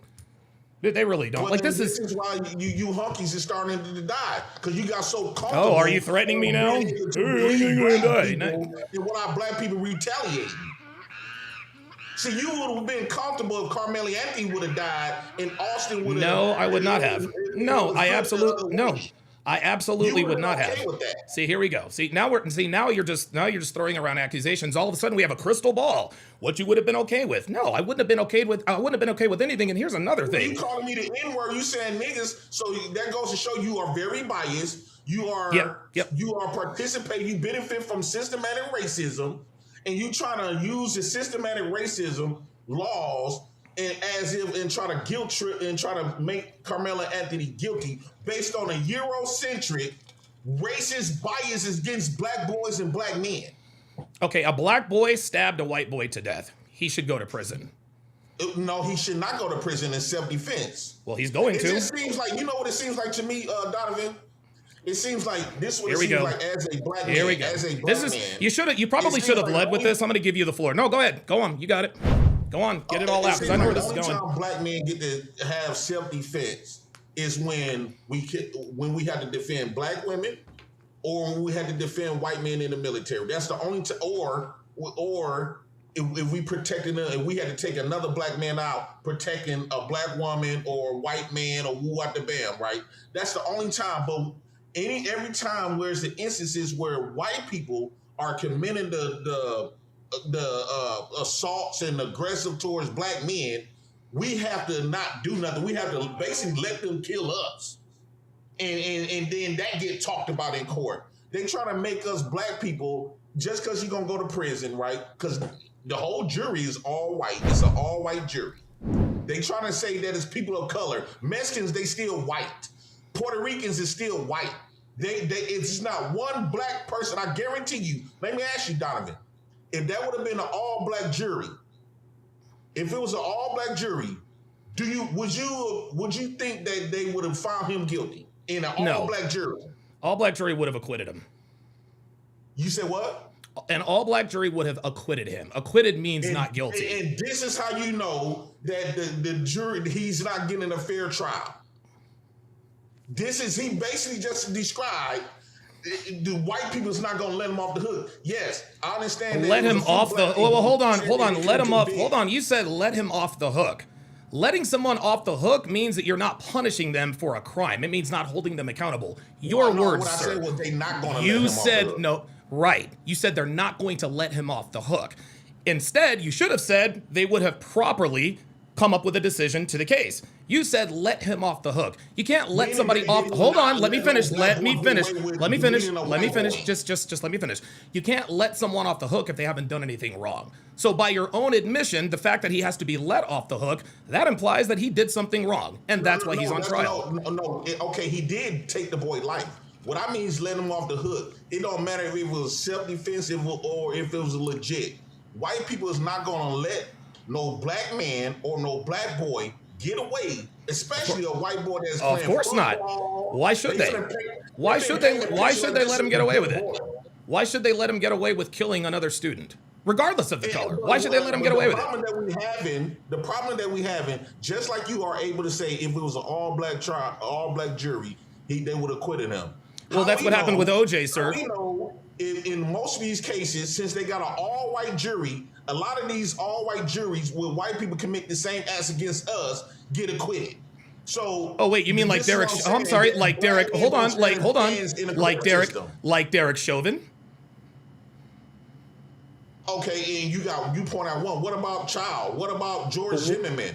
What about all of these other white people? What about OJ? What about OJ? What about OJ Simpson? What about OJ Simpson?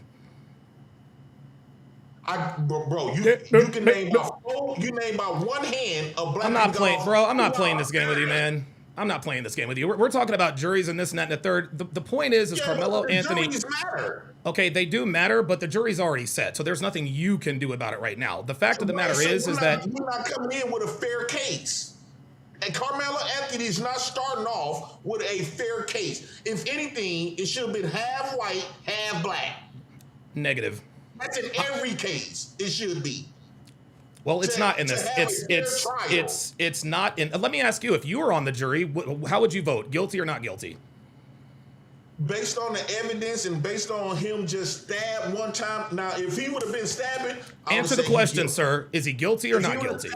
I would have found him not guilty. Self-defense. There we go. And this is exactly why there are no black people on the jury. You're sitting here telling me that the only way you would convict Karmelo Anthony is if he stabbed him multiple times. This is absolutely insane. This is insane. No, because no. Because hold on, hold on. Listen, I've given you. Now I'm going to have the floor.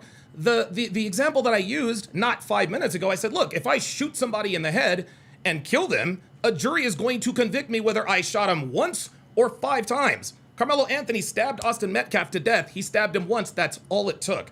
And you're telling me that you're telling me that the only way that you would find him guilty is if he stabbed Austin Metcalf multiple times. This is a clown show. That would have shown intent to try to make sure he was gone. Stabbing him directly in the chest is not a 10 times in 10 times. Come on, man. Like seriously. Bro, most of them cases we get shot multiple times. Oh my God. And everybody get to go home. Even that boy, Cyrus, got shot in the back running. Yeah, now hold on. That I agree with. Hold on. Listen. Now I'm with you here. I don't know everything about this Rick Chow case, but you can't shoot and kill you can't shoot someone in the back and kill him and claim self-defense. I'm sorry. As far as I'm concerned, and I didn't follow the Rick Chow case because I just really didn't give a shit. But if you shoot someone in the back, I don't understand how someone can be acquitted for shooting someone in the back. So let me ask you, with that being said, that means the rules of the law sometimes get bent for certain demographic of people. True or false? In South Carolina, yeah. Yes, yeah.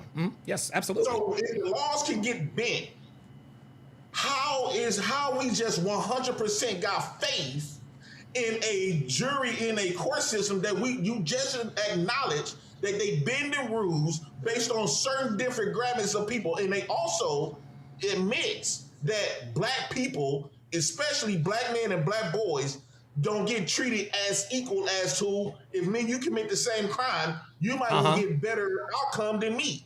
You're absolutely right, but here's the difference. Hold on. You can go touchdown, but here's the solution to that. It's not let's fix the juries. How about you don't go out and commit crimes? Right? How about you don't do drugs? How about you don't stick people up? Let me finish, sir. Let me finish. If you are so worried about, because I can sit here and unequivocally tell you, I know black people get longer sentences than white people for the same crime. There is no doubt about it. We've got a zillion years of history to suggest that. The solution for black people is not, well, we need justice. No, you don't need justice reform. You need to not commit crimes. If you know in your mind, clearly if you know that you're going to be treated unfairly or that you're going to get a longer sentence, then how about not bring a knife to school? Let's not commit crimes. Let's not shoot people. That's the answer. I 100% disagree with that. You is not going to make us walk on eggshells and walk on our tiptoes. Hold on. Okay, so hold on. Let me respond to that. Following the law is not walking on eggshells. Not bringing a knife to school is not walking on eggshells. Not sticking up convenience stores is not walking on eggshells. Guys, do you guys hear what's happening here? My friend, no, hold on. You just sat here and I just said don't commit crimes, and your response was walk on eggshells. Dude, this is the mindset that has destroyed the black community, man. This is, oh my God. Yes, because how come you get to commit the crime but I can't? I don't get to commit any crime. If you commit a crime, you are held to account for it. Specifically, I'm saying in general. How come you as a white man get to bend the rules and get off and get babied in court, but I can't? And then you tell us it's not equal, and then y'all gaslight is talking about racism don't exist. This is everybody have the right. Pull yourself. Sure. No, I agree with that. And you just acknowledge that it's not equal. It's not fair for blacks and whites. There's a divide. There is a divide, but here's also another divide: people who commit crimes and people who do not. If you know as a black man that you are going to face harsher consequences for committing the same crimes as white people, then don't commit those crimes. Following the law is not walking on eggshells. I disagree. Well, see, I think that you know who will listen to you? Black women. Black women will understand everything that you said. But are you kidding me, dude? Black women hate me. Jesus, so you can't Jesus me to death. Right? I'm not Jesus. Hold on. Let me make one thing clear. That's right. I'm not a religious person, okay? I'm not an atheist, but I'm not a Bible thumping Christian. Number one. Number two, black women hate me. So I don't know where you're getting. Oh, black women are gonna love it. No, black women hate your boy, man. No, black women they submit to the systems and the powers that be. As a black man, I don't believe in turning. You're not gonna follow the law. I do believe in two wrongs make it right. A negative plus a negative equals a positive. No. Hold on. A negative plus a negative isn't a positive. A negative times a negative is a positive. Right. You can't even do the math right. Right, but negative times a -1 times a -1 equals 0. It's 0, but you can build from there. So I believe in you hit -1 times -1 is 1, sir. And this is not about math. You just sat here and said 2 wrongs makes a right. Can you hear? Okay, all right. Well, listen. I can't argue with that. If that's really the way you feel, then that's the way you feel.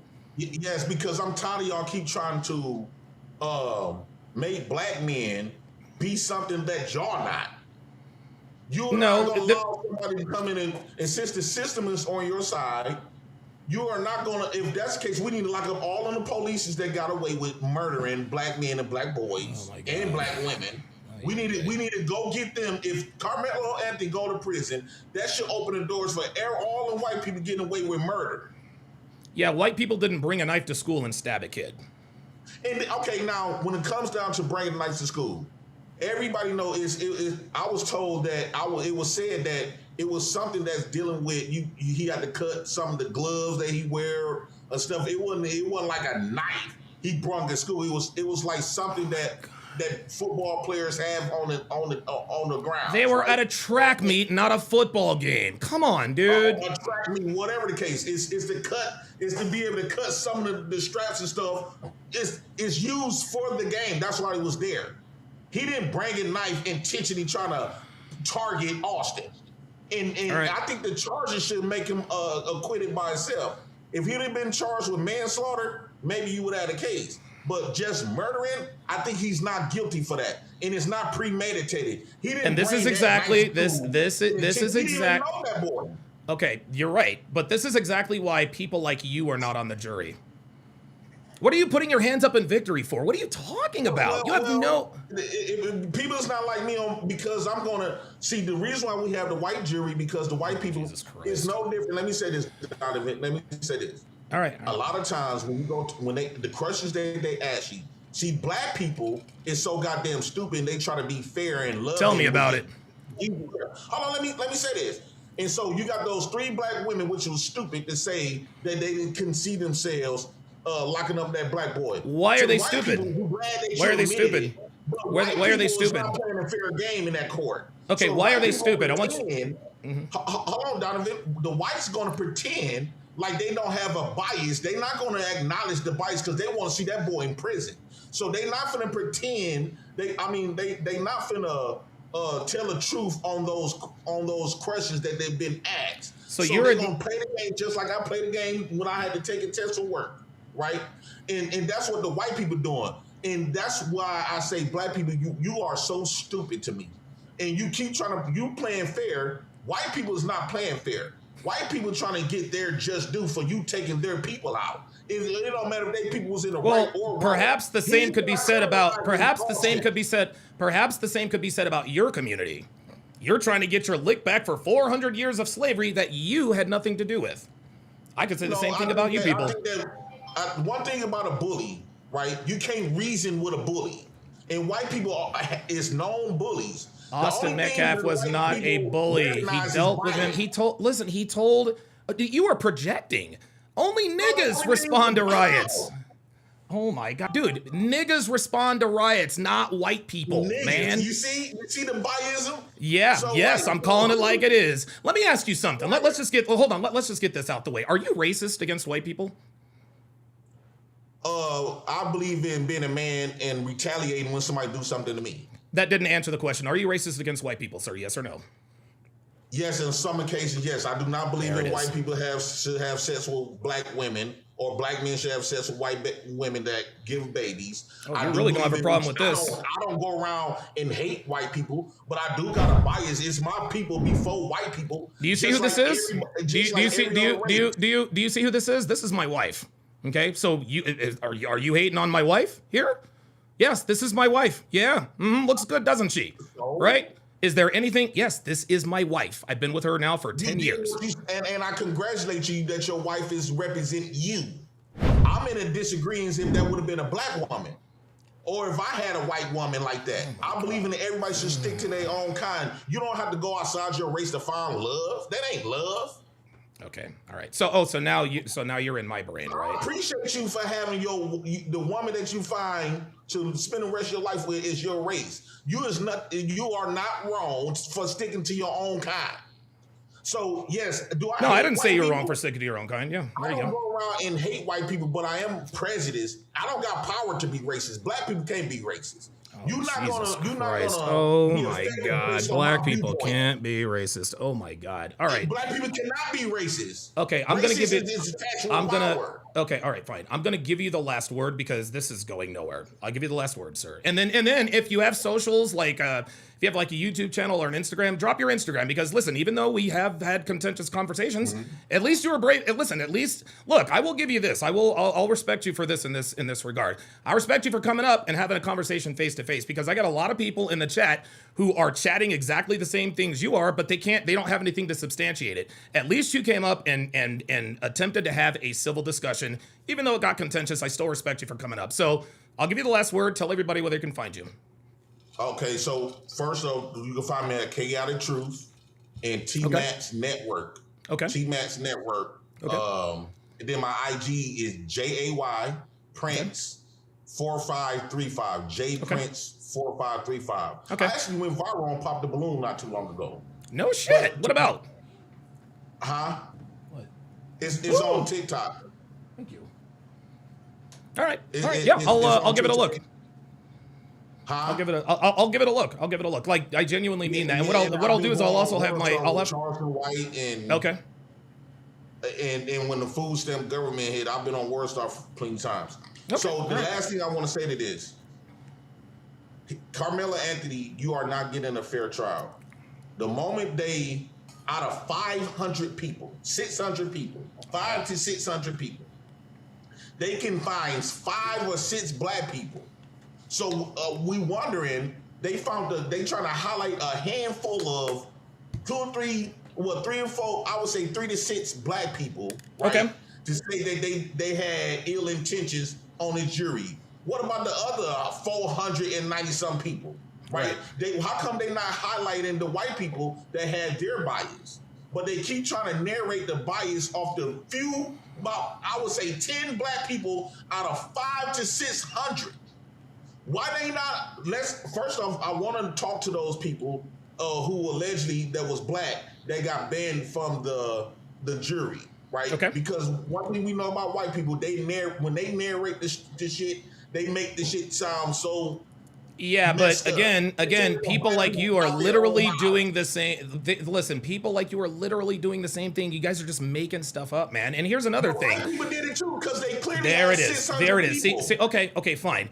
White people, what you don't understand is that you are engaging in white supremacy. You are saying that my behavior is okay because white people do it. That's white supremacy. Just because white people do it too doesn't make it right. Okay, and so you think that Karmelo Anthony is not going to get a fair trial because there's not a black person on the jury. I understand why you would think that, but guess what? Austin Metcalf didn't get a fair shake under that tent because Karmelo Anthony had a weapon and he did not. Oh my God. So we going to do that, Donovan? Yes, we are. Yep, we are. So okay, that means we never get it fair, right? It's just shocking to you to see white man die in the hands of a black man. Of a nigga hand is taking a white boy life out. Oh God. That's not what y'all used to seeing. Y'all used to seeing it in the reverse. Yeah, actually we are. No, we are used to seeing it. You ever heard of Irina Zarutska? This dude stabbed. Oh, okay, well, she is a white woman who got stabbed on a train in Charlotte in cold blood. What was his name? Carlos Brown Jr. Yeah. It's all on video. He walked up behind her, stabbed her in the neck 3 times. There's your intent. She bled out right there on the train, and he was heard saying, "I got that white girl." You want to know where that case went? He was deemed he was mentally challenged. Yes, that's what they said. Yes, he was. This is okay. All right. Listen, I appreciate you coming up. I got other folks, but listen, thanks for coming up. We gotta do this more often. No, we are definitely not doing this anymore because you don't know shit and you are arguing in bad faith. So you're done. Like, I'm not doing this more often. No way. I'm not about to give this nigga a platform. Holy moly. Boy, that was painful. Jesus. Yeah. I knew eventually he was gonna go to the you hate black people and all this other kind of. Panda Trucker, you look exhausted. Listen, I'm sorry, dude. I'm sorry. I had to bring him up. Look, my bad. I had to bring him up. He wanted to come up. I brought him up. Okay, so absent what all of just happened, you said that you have an interesting theory on how Karmelo could actually be acquitted. Yeah, but first, did you catch what he said to you? He thinks you're a white guy. Yeah, dude, I don't respond to that. Dude, that stuff just goes in one ear and out the other with these people. I don't care about that. I don't care about that. Your kind, whatever. Fine. Yeah, right. You showed him pictures of your wife, and he's like, "Yeah, you stick to your kind, dude. You're not white." Like I caught all that. Like I choose. Dude, and see, here's the difference. I'm a black man. That dude's a nigga. Yeah. Okay. The difference between black people and niggas is black people. We don't allow words and insults to drive us insane. We don't allow words and insults to make us go crazy and then blame the words or the insults. Black people, Right. I've been called worse than stick with your own kind. I'm not worried about that. Who cares? So you and I both know that Anthony's defense of self-defense is all but out the window. Yeah, it's over. Yeah, there's no way he can claim self-defense. Yeah, that's it, man. One thing that could get him off is this. In every interview you've had so far with people of certain communities, they all talk and act and have the same thought pattern as the next person. And so the one thing that I can think of in all my interactions with the N-word people, not black people, but N-word people, Niggas. Mm-hmm. Yep. I'm trying not to get your show canceled again. Don't worry about it. I ain't tripping. But I've had in-person debates with people. I've had debates on my TikTok with people, and they all act and they all have the same mindset, and they all say the same exact fucking things over and over and over. Anthony's mom, Anthony's dad, they all have the same mentality. So the one thing that I can think of that might get Anthony off is that some kind of indoctrination, some kind of brainwashing coming from the black community. Saying, well, if somebody touched you, it's okay to stab them and take their life. I'll put it to you this way. Let's just say Karmelo Anthony, let's just say this happened in Hennepin County, Minnesota, where Minneapolis is. If this happened in Hennepin County, Karmelo Anthony, he'd skate. He would skate 100%. It would not matter what color the jury is. If it was all white women or all white men, all black in Minnesota, he absolutely would be found not guilty. Well, down in ATL too. Hold on, Panda. Trey Son says, "Say it, white boy." Why? What are you gonna do, nigga? What you gonna do? What you gonna do if a white boy says nigga? What you gonna do? Shoot him? Come on, man. Nigga, shut the fuck up, man. Like, get the fuck out of here. See, this is why you niggas get in trouble. This is why you niggas get in trouble, man. Because that's all y'all do. Say it, white boy. What are you going to do? And if you do something, this is why you people are in shambles. Please continue, Panda. Jesus Christ. I mean, it won't be the first time he used that word. It won't be the last. You know what I'm saying? But yeah, but yes, I do agree. I think if people on the jury are indoctrinated, if they're indoctrinated, then yeah, I think that might be his only way out of this. Right, and I think that's also another reason why the judge didn't want certain people on the jury is for that reason, that the indoctrination of, well, he's a little black boy, we're not going to send a black boy to prison. Well, that little black boy committed a horrendous grown-up crime. Yes, he did. Yeah. And like you mentioned, racial idolatry. They're not going to send a black person to jail because they try to justify in any old fucking way that they can. That's the way it goes. All right, Panda, I gotta run. Thanks for coming up, man. That is actually to be. Yeah, of course. That's actually not a bad. That's not a bad theory. I've said it before. That I could genuinely. I said this early on. I said that there is a world in which Karmelo Anthony can walk. And that is if you have, liberal people on the jury that will acquit him just because he's black and Austin Metcalf was white. So yeah, I mean, listen, I don't know that that's what's going to happen, but at this point, I don't think so. I I think he's probably going to be convicted. And if his attorney, Mike Howard, were smart, he would try to plead out, but they don't have any leverage, man. They really don't. Bad Rastafari with the $25 super chat. Says, I want my money back, but real talk, you have the patience of a messiah. You have earned this holy Brayon plague. Yes, sir. Let's go. Let's go. Ay, ay, ay, ay, ay. Oh, boy. Oh, boy. Okay. All right, sis run. True's none. You got to go because all you're doing is running off at the mouth.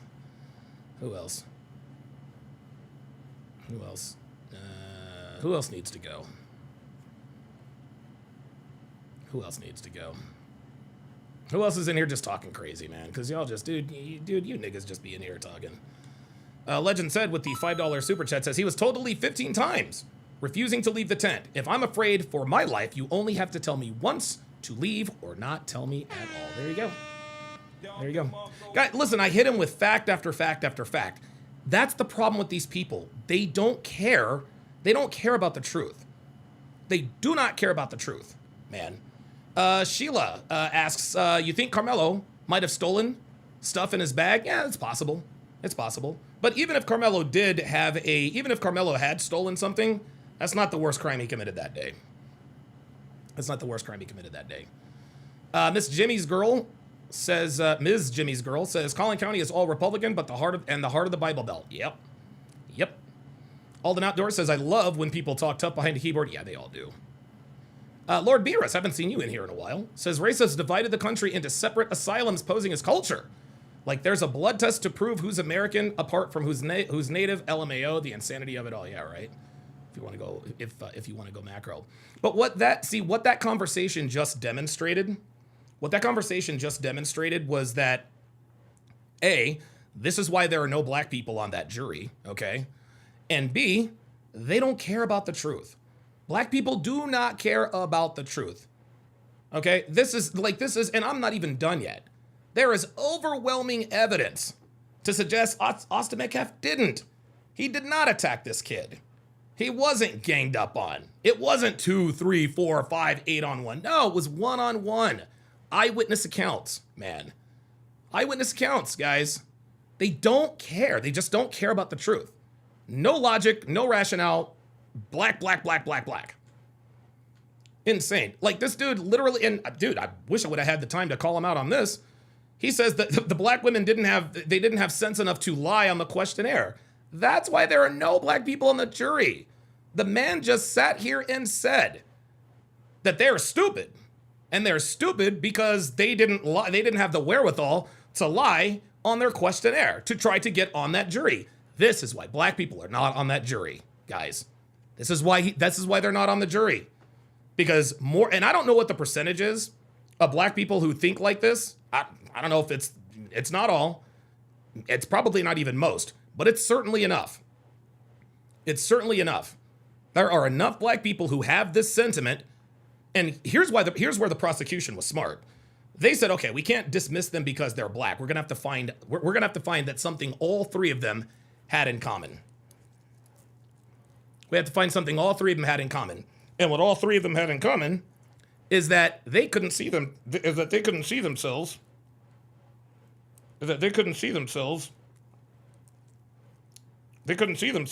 Convicting a black boy and sending him to prison.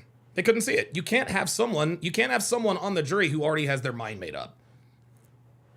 Danny Gonzalez with the one has gifted one Donovan Sharp membership at Rodimus 580 to welcome him to the family. Yeah, Rodimus, is that after Rodimus Prime? Because if that's after Rodimus Prime, you're a gangster. Danny Gonzalez with a $2 super chat says, cool. Oh, that's a funny emoji. Alden wait a minute. Alden Outdoors, Sheila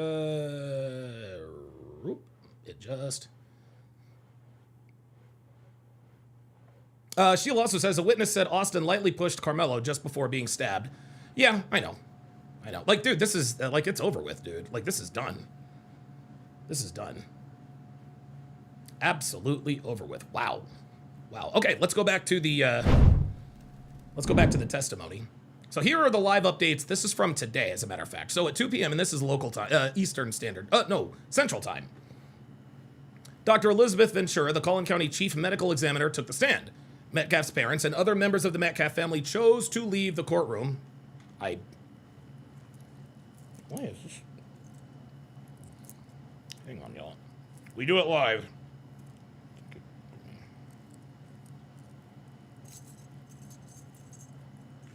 Fix that later.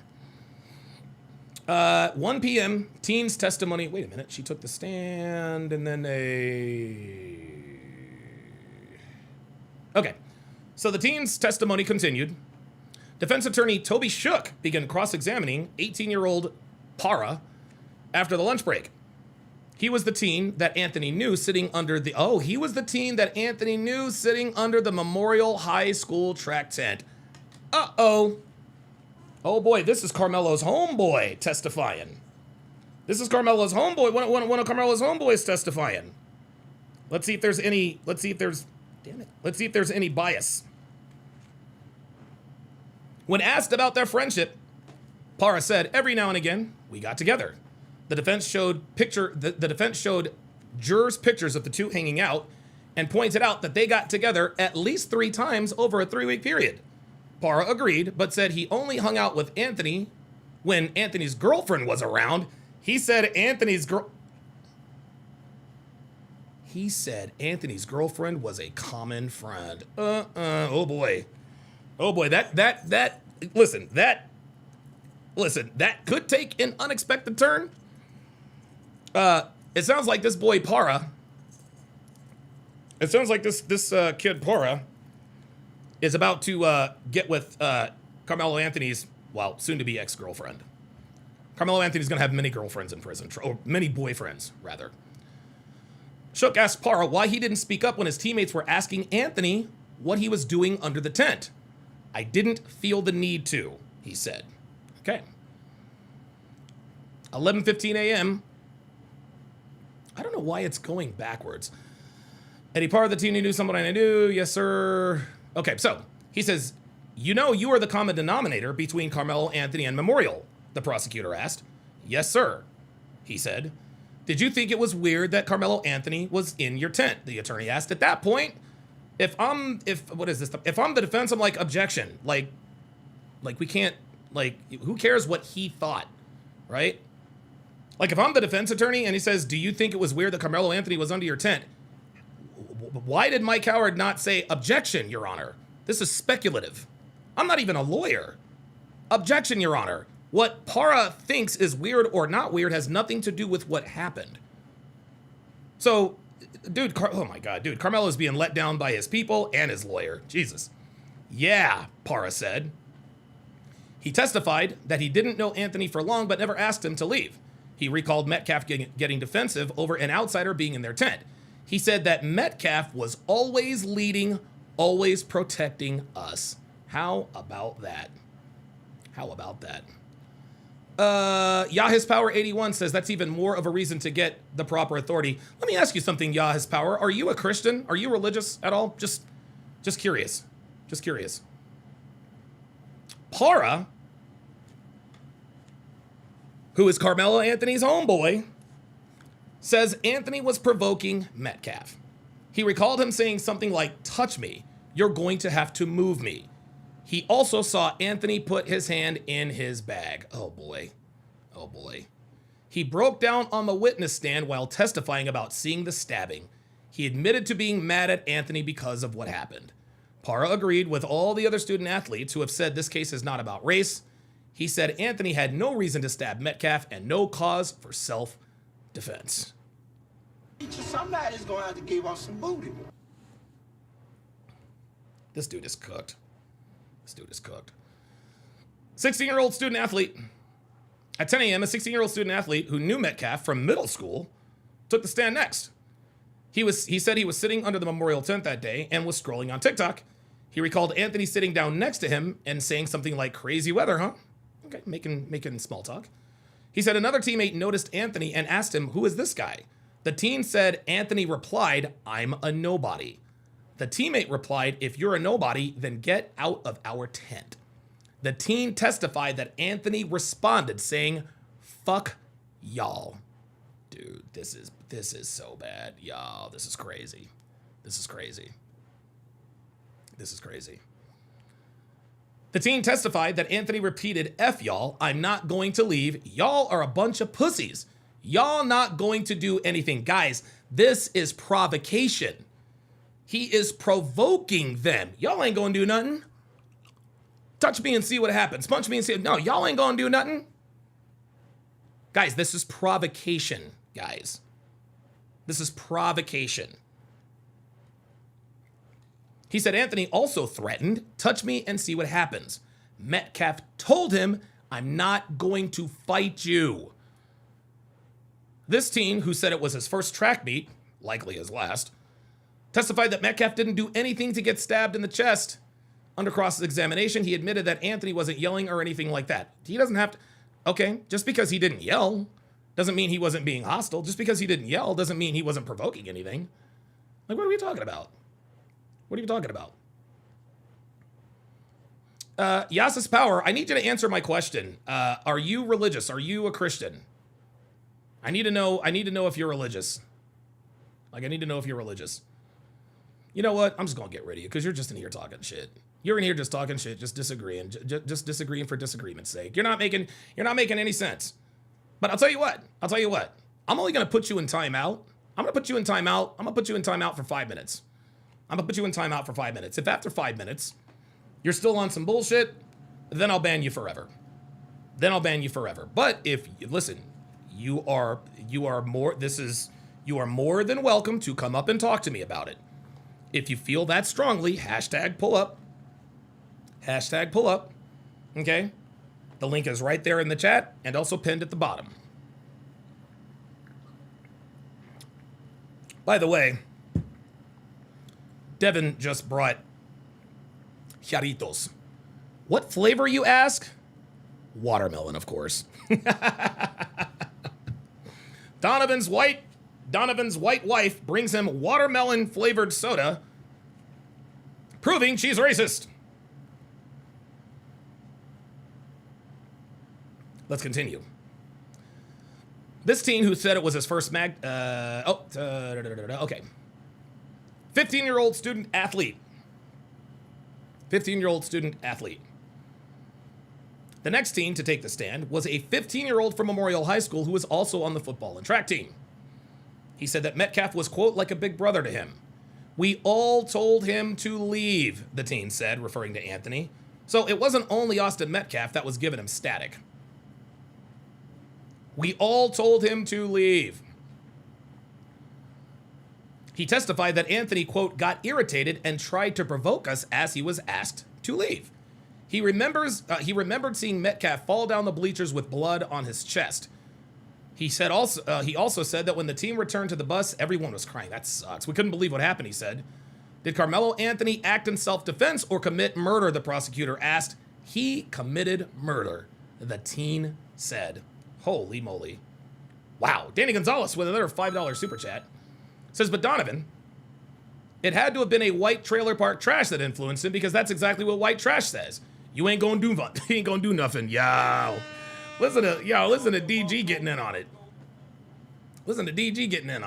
Yeah, you're probably right. You ain't gonna do nothing.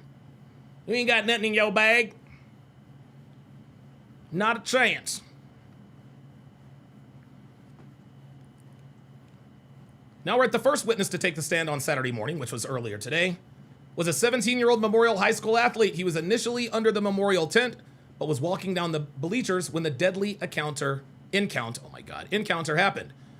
"You know you're not supposed to bring weapons to a track meet, correct?" the attorney asked. "Yes, sir," the student replied. "You don't expect to see someone get stabbed at a track meet or an event." He testified that he didn't see anyone crowding Anthony. He didn't expect a fight, and he didn't see any reason for Anthony to stab Metcalf. He says the stabbing was not self-defense. He says, "No, sir, that's lethal force against non-lethal," he said. Under cross-examination, defense attorney Toby Shook pointed out that the teen told a police detective that he remembered seeing Anthony under the team's tent before. The teen clarified that it was a year prior and he saw Anthony pass by. He admitted to the defense that Metcalf could look intimidating because of his side. That still doesn't give him a reason to. Still didn't give him a reason. Yeah, Jay Prince, listen, like, I appreciate you coming up, Jay Prince. You're out of here, dude, because you're literally, like Jay, you're just talking nonsense. Literally talking nonsense. You don't care what the truth is. The truth is staring you right in the face, and you are still up here. You're still up here making excuses for this kid. This is unbelievable. This is unbelievable. Oh, but we're not done yet. We are absolutely not done yet because it gets so much worse.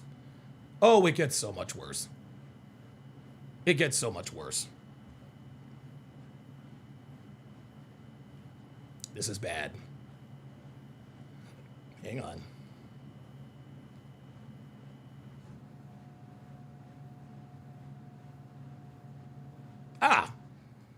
So this is from this is from NBCnews.com.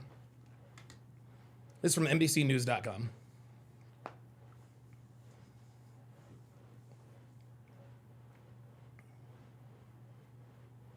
It says Karmelo Anthony jury views the video showing aftermath of fatal stabbing. Oh, wait a minute. Looks like hold on. Shout out to BMac with the $10 super chat. I'm sorry, the $10 Cash App. Says, I thought you missed some chats during the Jay Prince call. Okay, let me check. Oh, nope, that's Fleece Johnson. We don't want, we don't, I ain't trying to see Fleece Johnson.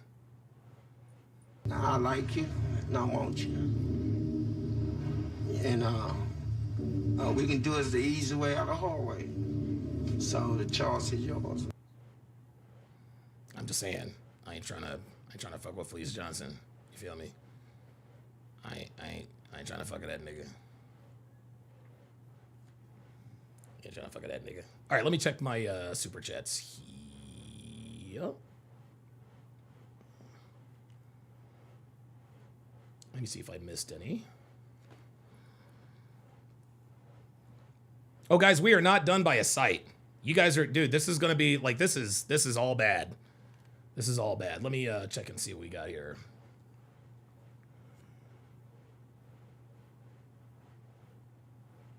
Oh, yes. Okay, I do appreciate that. Shout out to Breezy Wulong with the $5 super chat. Says Jay doesn't realize that 3 black teenagers testified against Karmelo. That's exactly right. Breezy Wulong, 33, with the $2 super chat says, based on his logic, Chud the Builder is innocent. Yeah, but Chud the Builder didn't kill anybody. P Sensei with the $10 super chat says, bro, I'm just watching. It's so many stories. I don't know what the truth is, so just waiting for the verdict. I'm not on a side or trying to argue with you and still enjoy your shows and blessings to you. Yeah, I don't know, man. I think that's, listen, I appreciate the super chat, but dude, like that's disingenuous, man. Like what you have seen and heard to this point, if you're not convinced of his guilt, like I said, I can't help you. Mac with the $10 super chat says, what these fools don't understand is that a lot of us are black and we've lived around niggas. We know nigga behaviors. It's unsatisfactory. Yep. Absolutely, and those are the ones I missed. Okay, I appreciate that. I appreciate you letting me know what was going on. All right, let's go back. Let's get back to the live here. Oh shit! Hold on, I gotta make sure I don't miss the Stanley. Oh, the dog show is on. Oh, dude, it's the Cavalier King Charles Spaniel. Hey, how about that? Hang on, guys. There it is. Gotta make sure I. Oh shit, dude. All right, so Carolina and Vegas are playing. It's Game 3 of the Stanley Cup Finals, and it's all tied at 1.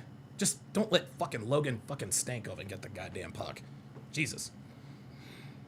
Okay. McKinney, Texas. Witnesses called by the prosecution in the final stabbing. Oh my God. Can you guys please forget that I just said that? Like, that's probably the worst. It's probably the worst snafu I think I've ever had.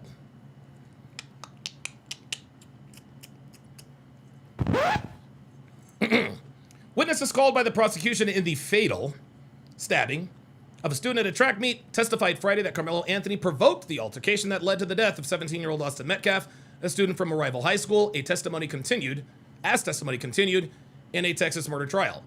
After a tense start that resulted in the removal of several members of the public from the courthouse, classmates of Metcalf took the stands. They testified that Anthony sat uninvited. Okay, we saw all of that. Saw all of that. Blah, blah, blah, blah, blah, blah. Numerous. Yeah. Okay, so this was all he, there it is. Justice for Karmelo. I can't believe the people have signs that say justice for Karmelo. Karmelo was the one that committed the crime. Karmelo was the one that committed the crime. He was the one that committed the crime. Black bladed. Okay, well, it gets worse still yet. Oh boy, oh boy. This goes back to the first. This goes back to the opening statement.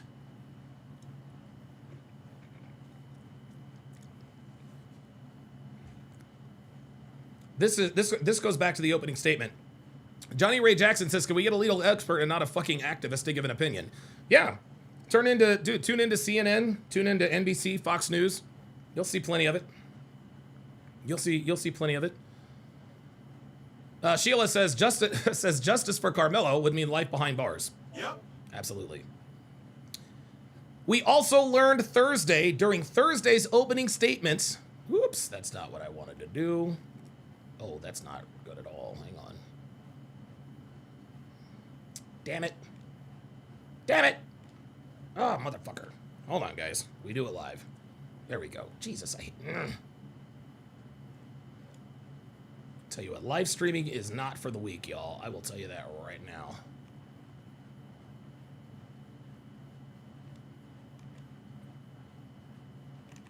Okay, let me... 2 seconds, guys.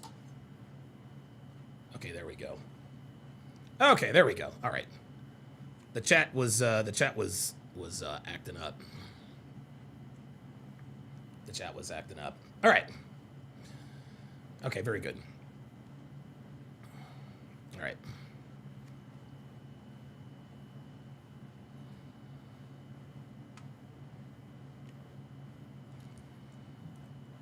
Okay, let's continue. Sorry about that, guys. Slight delay.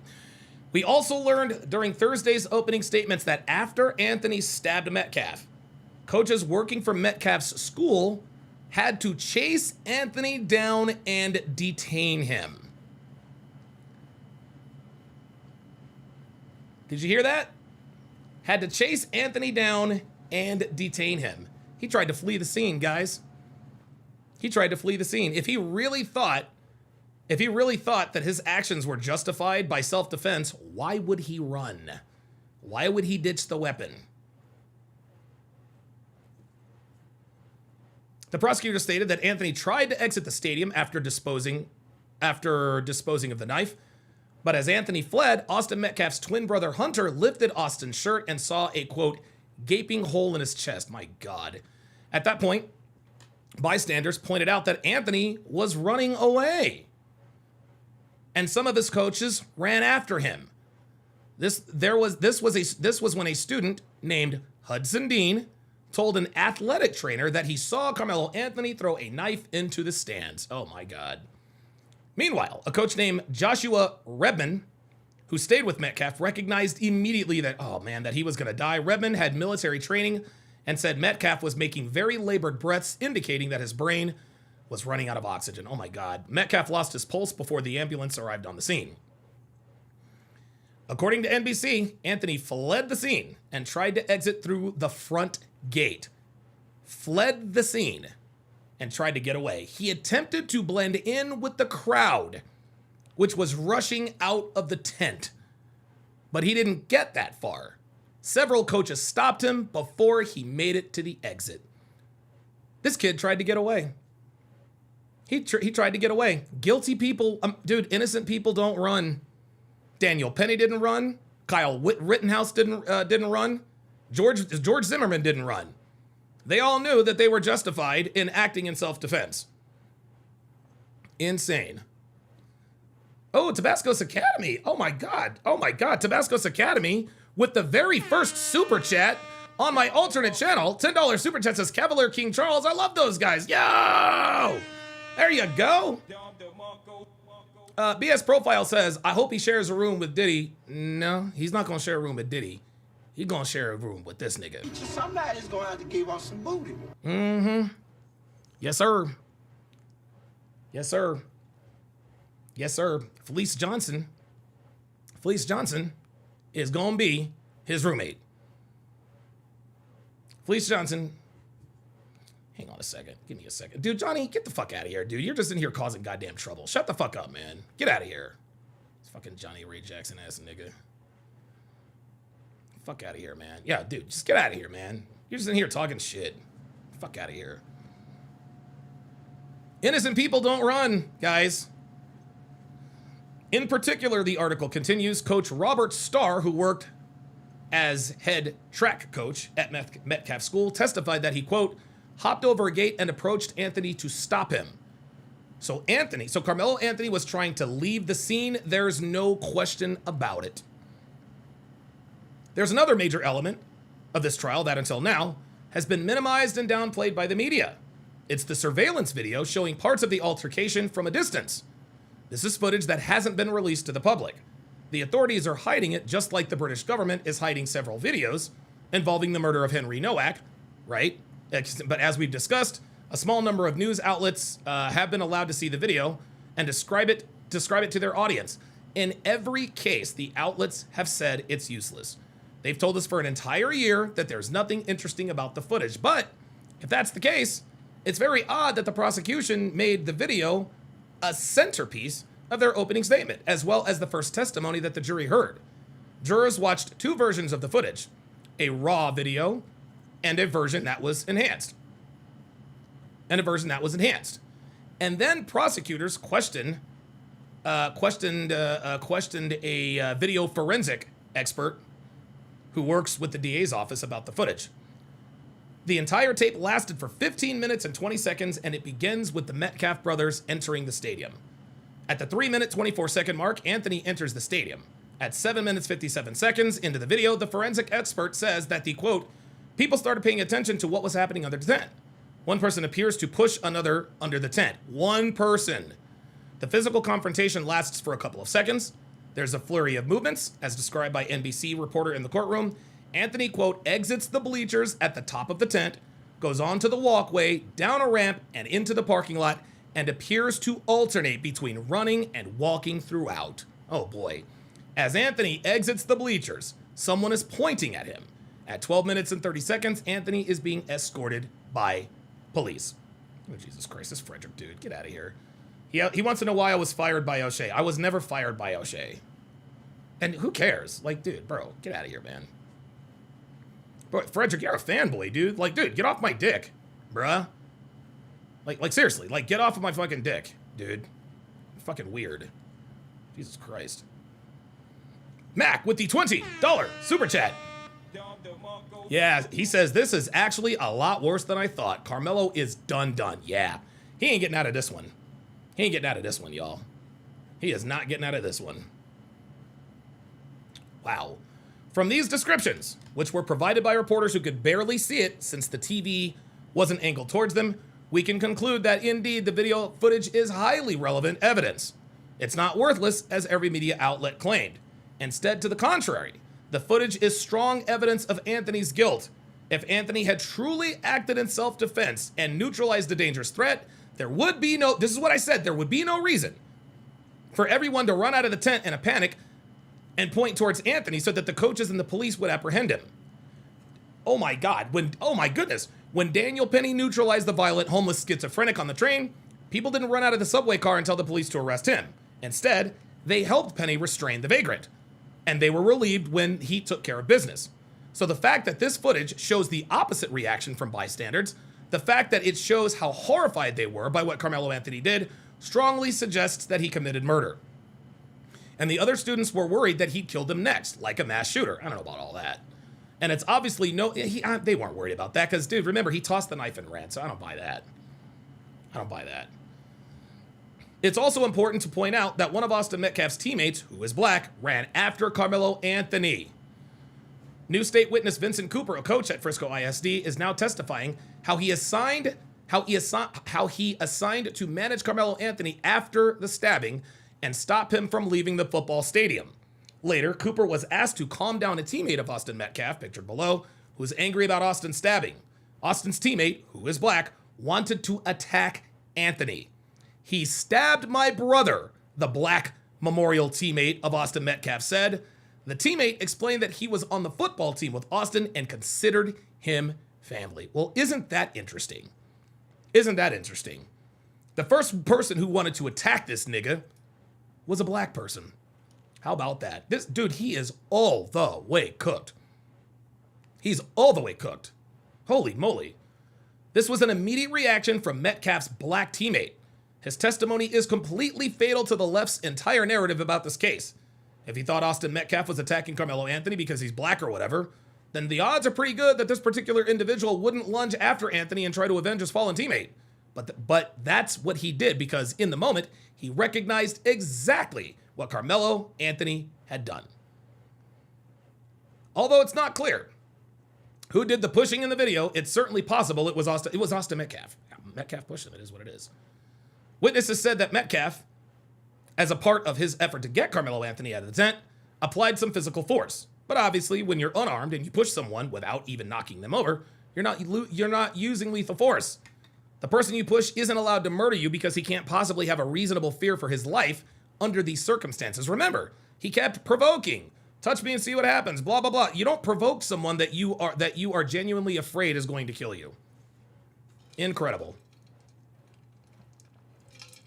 If the attacker is in the wrong team's tent, where he's not supposed to be, and he is daring someone to push him, and he knows he has a knife, and his victim does not, then there is no viable self-defense claim, period. Along those lines, one of the most important parts of Thursday's testimony zeroed in on the fact that Anthony was in the wrong tent. Robert Starr, the head track coach, testified that, quote, a tent marks your spot. He said it's a, quote, big deal to ensure other people are kept out of the tent for a variety of reasons, including keeping property safe from theft. This is why Austin Metcalf told Karmelo to leave the tent. And it wasn't just him, it was everybody. That white boy, he didn't bully him. He told him, I don't want to fight you, dude. Just leave the tent. Additionally, on the day of the stabbing, Coach Starr had texted Metcalf telling him and his brother that they needed to, quote, be leaders for the day and step up. Oh my God. This is why, guys, this is why Coach Robert Starr, I think Robert Starr probably feels some level of responsibility, because he told them to be leaders, and that's exactly what Austin did. They needed to assist. They needed to, quote, assist with getting tents off buses and carrying heavy equipment. Metcalf responded, for sure, coach, got you. And after Metcalf's death, Coach Starr testified that he replied to that message, I love you, man. Sorry, I didn't say it enough. Oh my God. Dude, this is crazy. King Life with the $2 super chat says, Donovan, I sent you something as well. Okay, let me check this out here. Okay, all right. I'll play that. I'll play that right after I get done reading this, because I'm about to bring this to a close here. Yeah, I've been doing this for 2.5 hours. My voice actually sounds a little bit better. We're still tied at 1 in the Stanley Cup Finals, Game 3. Yes, Detective Life. Yeah, listen, when Detective Life is on the case, that's it. That's it. The point is, by the broadly accepted standards of the track world, Karmelo Anthony was trespassing. On cross-examination, Karmelo's defense attorneys tried to make the argument that occasionally, students will go into the other team's tent to chat briefly, especially if they see someone they know personally. And Coach Starr agreed that in certain situations, this does happen. In this case, Karmelo Anthony's defense attorneys say he saw someone named Edwin Parra, who is the Parra, in the Memorial High School tent. Memorial is Austin Metcalf School, and Parra is supposedly, quote, a close friend of Anthony's girlfriend. That's a problem. Karmelo Anthony, the lawyers say, had reason to remain in the tent with his acquaintance because it had begun raining. Evidently, Karmelo Anthony's high school, Centennial, didn't have its own tent. They only had a tarp. Contrast Anthony's behavior with, say, Kyle Rittenhouse, Daniel Penny, George Zimmerman, Rick Chow, or anyone else who engaged in lawful self-defense and who the left tried to send to prison for the rest of their life. None of these people attempted to flee after they eliminated the threat. Kyle Rittenhouse walked towards the blockade of police in Kenosha. Daniel Penny remained on the subway platform. George Zimmerman didn't move an inch from the pavement where Trayvon Martin tried to smash his head into a pulp. Rick Chow stayed at the gas station and voluntarily provided a comprehensive statement the moment they arrived. Not that it really needs to be spelled out, but in general, innocent people don't flee the scene after they defend themselves. They don't try to hide the murder weapon, and they don't lie to investigators about what they were doing. Guys, this is it. This is it. There's no way Mello is beating this. We can call him Mello, Carmelo, whatever. Dude, this is it. He's cooked. He is absolutely cooked, man. Absolutely cooked. Absolutely cooked. WTC Vidman says, I have a theory that Mello's girl was cheating on him with his homeboy, Para. Yeah. I actually thought about that. I'm like, maybe Para is embellishing a little bit because Para wants to get with Carmelo's now, I assume, ex-girlfriend. But by the same token, I mean, listen, that is possible. Okay, that is possible. But the counter argument to that is that his story matches everyone else's story. Everyone else's story. Yeah, he's done. He's done, guys. He is absolutely done. Yeah, he's deep. Like, that's it. I don't know how he, like, guys.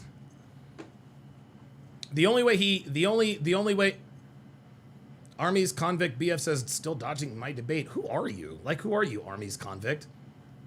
Bro, if you want to debate, the fucking link is in the chat. Like, where are you at? What the fuck is wrong with you, man? Dude, I pinned the link down there in the chat. Come on up. Come on up. Army's convict BF. Dude, you're not fucking Jay Prince, are you? Look, dude.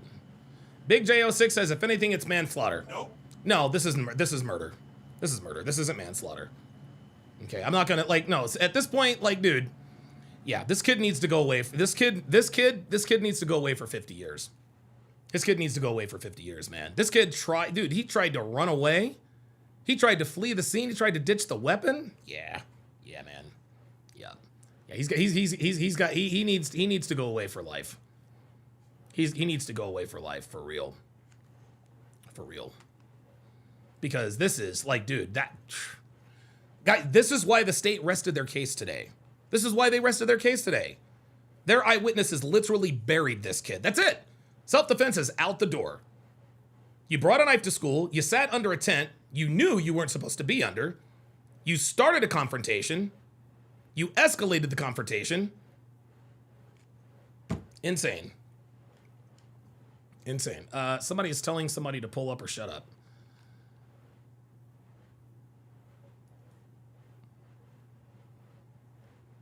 Antonio Flores says, if they set him free, he'll do it again. I don't know about that. That's not the reason why he needs to be locked up. Not because he'll do it again, but because he's already done it. Right? Oh, there we go. Army's convict says Carmelo will walk free. All right. Wishful thinking. Just because you say it doesn't make it true, and you don't believe that. Where did my window go? Oh, there it is. Oh, cool. Got it.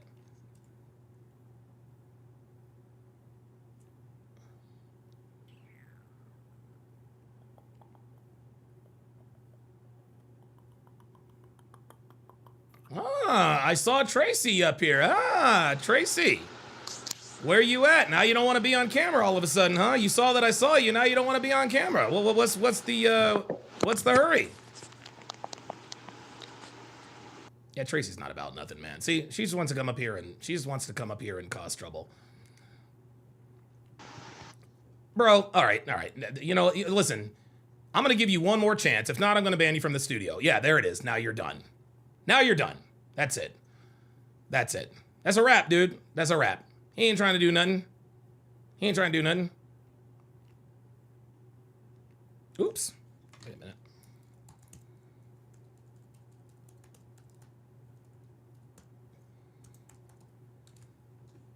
All right, let me,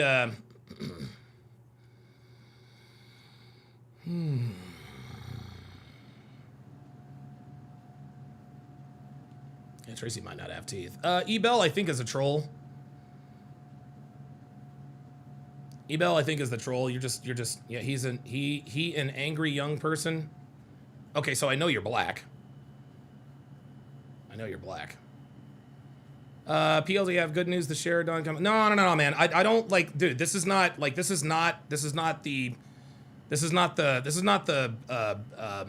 podcast for that. I'm only allowing people to pull. Listen, I only want people pulling up if you disagree. Okay, and I guess I should have repeated that. Because Panda Trucker came up, and then there were a couple of other guys. I'm only bringing people up who disagree. I am doing a live stream tomorrow, so if you want to share your good news, then I'm definitely good with that. Let's see. Let me see here. Big J06 says Austin was the cause, Karmelo was the effect. No, Karmelo was the cause and effect, my friend. Nice try, buddy. Yeah, that's what I thought. Yeah, I figured he was a troll just in here talking shit. Goodbye. See ya. All right, I'm gonna play the video that King of Life just sent to me. I think I am. There it is. Done for the day.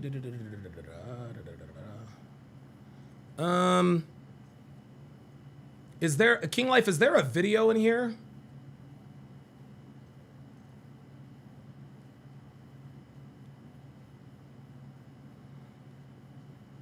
I don't see the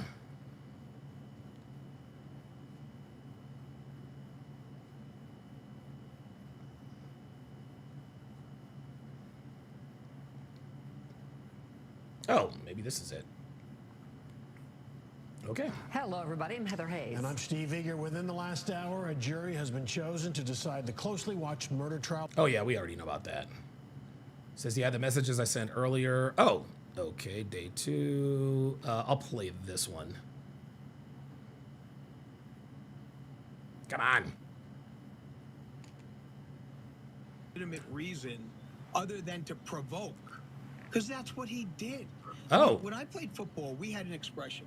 Okay. Oh, there we go. From the bench. There we go. Oh, okay, cool. This is actually, pretty good here.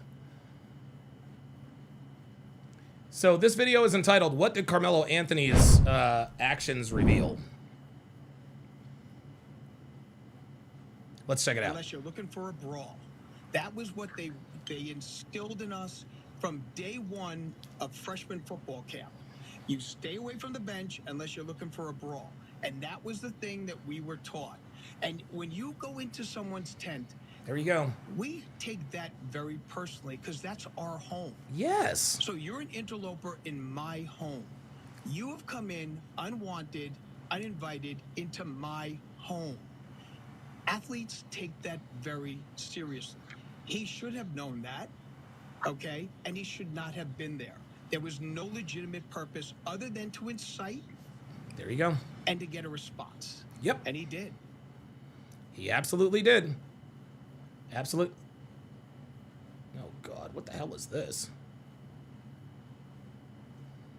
Oh, this is Minister Jap stuff. Yo, somebody get a hold of Jap for me, man. Somebody get a hold of Jap for me, dude, because I don't know what the hell is going on with Jap, dude. I don't know, dude. I don't know what the hell's going on with Minister Jap, man. I really don't. Oh, wait, King Life sent me something else. Okay, hold on.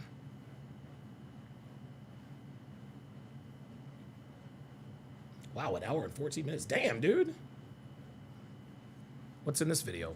Oh, no. You didn't. No, you already sent that to me. Okay, got it. Okay. All right, I got you. Holy cannoli, holy cannoli, holy cannoli. Michael Stewart says the riots coming from his supporters after he is found guilty are going to be crazy. Yep. And I've actually stated, guys. Oh, Luke Perry says contacted Jap on Facebook. He didn't respond. Dude, I don't know. I don't know what to do, man. Like, he's not responded to my text messages. I don't know if he has me blocked, but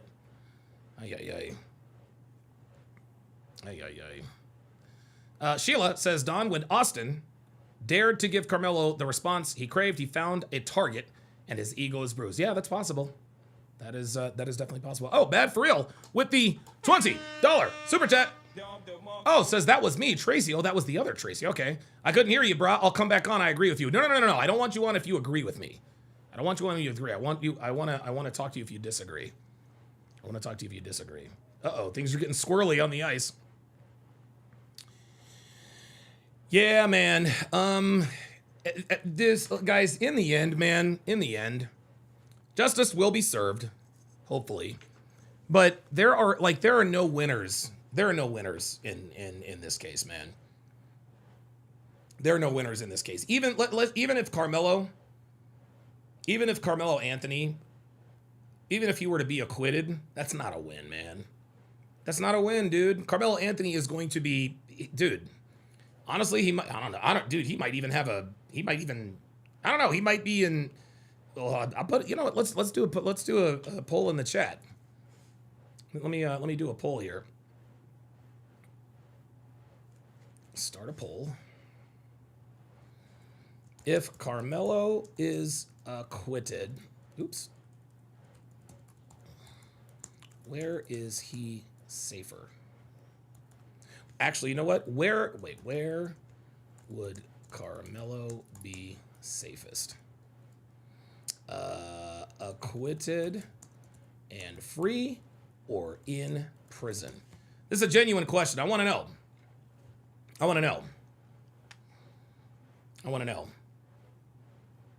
Army's convict, still just talking shit. No, you don't. You don't believe he has a shot to get acquitted. You just wanted to say that. If you want to pull, dude, if you have something to say, then pull up, man. Because after everything that we have seen and heard from my live streams from yesterday and today, like, dude, like,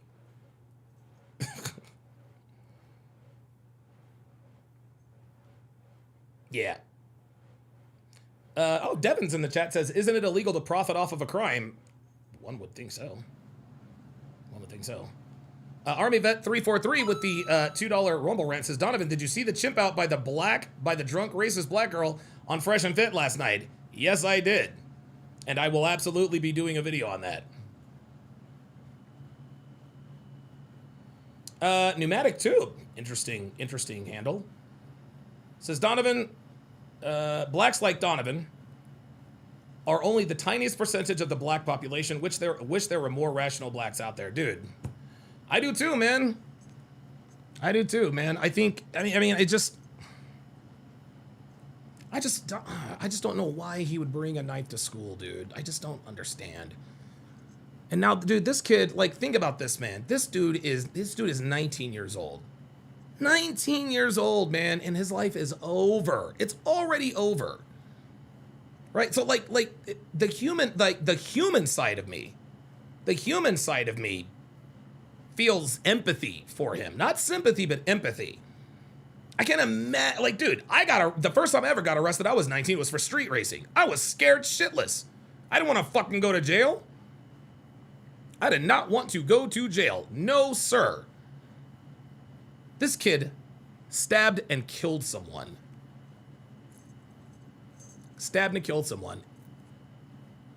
Guys, he is going to be convicted of murder one.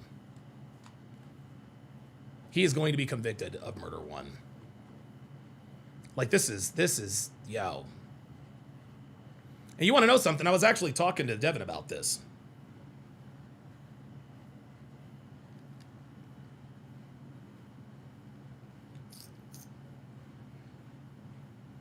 The hour will have to agree. I don't know what you're talking about, Miss Bree.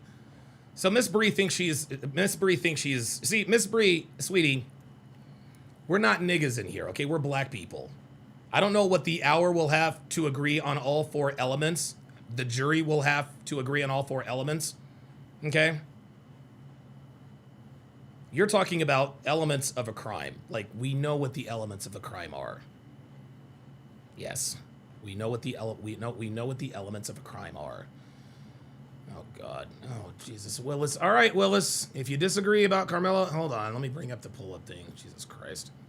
I swear to God, dude, you people are killing me, man. Please, dude, Willie, if you come up, Willis OP, like, can just like, let's just have a rational conversation, man.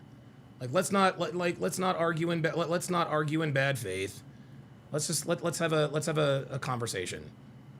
Says, I'll pull up. I have some proof. Oh no. All right, pull up. The link's in the chat. You said you've got proof. Pull on up.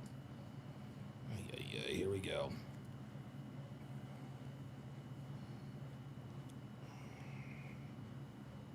Pull up, Willis. JRC, you're out of here, dude. He didn't have a cleat sharpener in his fucking bag. Stop it. Now you're trying to say track football. See, now you're using, dude, you people exhaust me. Willis, I'm telling you, pull up. The link is in the chat. The link is in the chat. I'm going to put it in the chat one more time. I'm going to give you 10 seconds to pull up, and then I'm closing it. Because at this point, I think you're just trying to disrupt the show. Let me at you, at Willis OP. There's the link. If you want to pull up, pull up.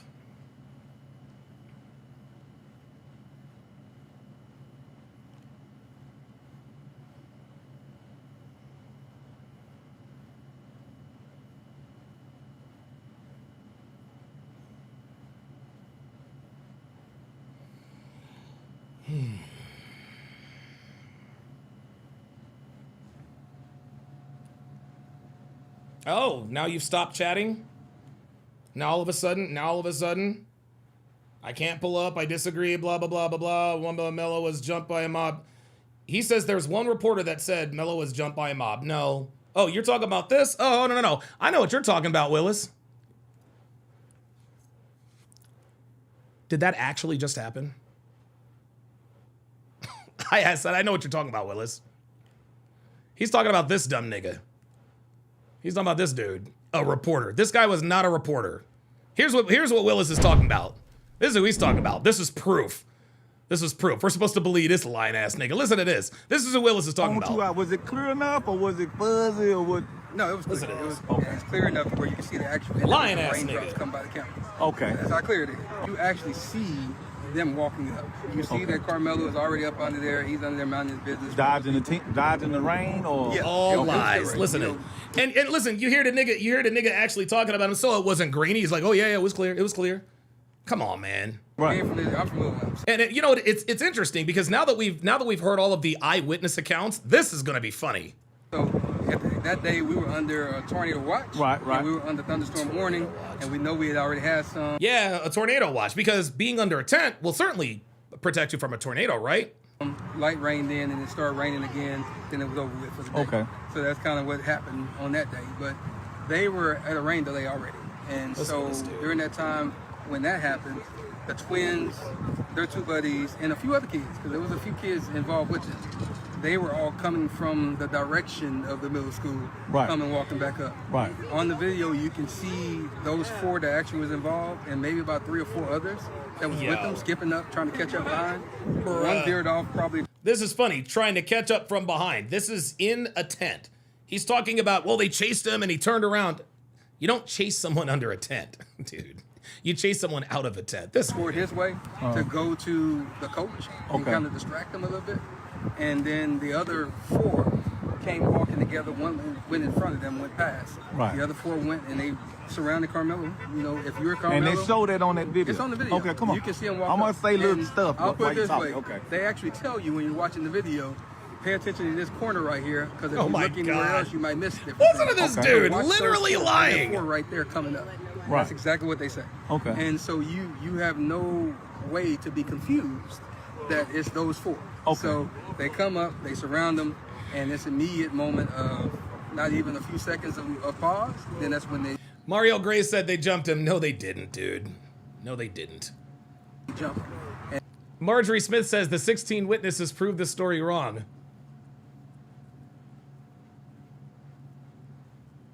You mean this story? Was this story right here? Yes.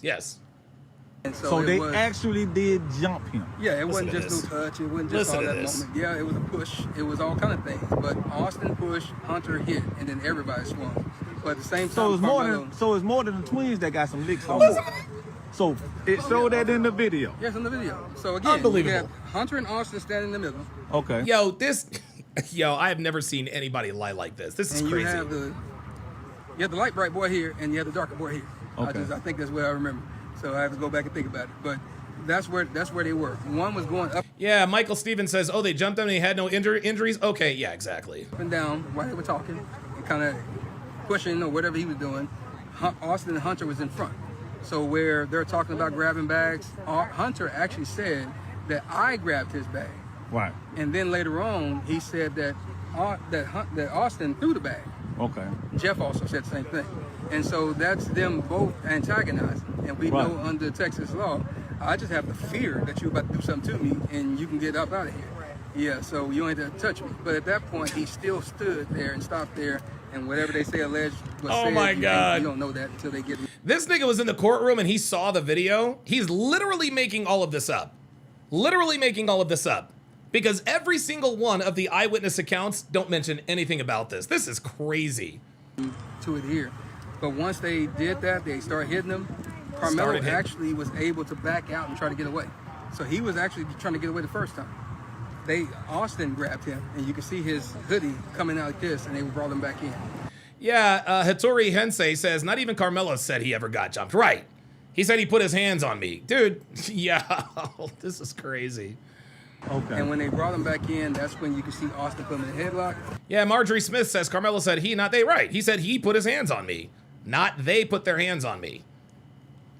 And he ditched the knife and he ran. That's something only guilty people do. You can see that all the rest of them are still hitting. That must be when the poke happened. All of the rest of them are still hitting. Oh my God. Because he was able to get out again. He backed out. He looked to the right. That's where the other little kid was filming. Yeah, G. Lee says, everyone said this video was grainy also. This dude said it was crystal clear. Yo, this nigga. They got some self. This is why there are no black people on the jury, man. This is why there are no black people on the jury, dude. This is why they kept niggas on the jury, man. Devin actually texts me, says, so that blue tarp behind the tent is what Karmelo's team, where Karmelo's team had to sit during this. So of course they were going to look for somewhere to sit, and he saw someone he knew, so he can get away with it. Yeah. On footage too, but that's where he was filming. He looked directly at him in his camera, and then he went this way to the left. He went down. He fell, and that's when they realized he was gone. So they were still punching. That's when they realized he was gone because he was still punching. Where you at, Willie? Where you at? Yeah, Willie just exposed himself. He just exposed himself. His brother should be in jail. You don't believe that. And when he fell, that's when they all turned around. They started chasing him. Austin tried to go chase him too, but he grabbed his chest. I guess he realized that something happened to him. Oh, so after Austin Metcalf got stabbed, after he got stabbed, then he ran after Karmelo. Oh, I'm running after Karmelo. Listen to this, dude. This is crazy. Dude, I cannot believe anybody has given this. Listen to this nigga. Lying his ass off. But that's where he was filming. He looked directly at him in his camera, and then he went this way to the left. He went down. He fell. And that's when they realized he was gone. So they were still punching. And when he fell, that's when they all turned around. They started chasing him. Austin tried to go chase him too, but he grabbed his chest. I guess he realized that something happened. Austin went to go chase him too. See, he realized he fucked up. Austin went to go chase him too. Oh shit, wait a minute. He got stabbed, so he couldn't have chased him. Happened to him. And that's when he went down a little bit and he fell down. But all three of them were chasing. But Karmelo was so fast, he got away and went around to the coach. And so you can see them on the video pointing toward Karmelo and the coach. And I can imagine, because Karmelo out of the camera on that moment, that he was telling the coach what happened. Bro. And then that's when Hunter said he whipped his head around. That's a true statement. He just wasn't sitting when he did. He whipped his head around, you see him on the video, and that's when he walked over to where Austin was, but he never touched him. So all that stuff about him rendering aid and holding his heart, he never did that, because the coach grabbed him and he was holding him. So at the end of the day, that's kind of where the moment was. For real? But they did assault him. And we'll just play the game. Even if it was just a push, you still assaulted. Even if it was just a push, there it is. Even if it was just a push. Why would you say even if it, that proves right there that he is lying. He just said, even if it was just a push, this man, Dude, oh my God, these niggas are stupid. Yo, these Negroes are dumb. If I saw the video and I saw what happened on the video, I would never say, well, even if it was just a push, you just claimed that you watched the video and saw all of this transpire. And then right at the end, even if it was just a push, he still assaulted him.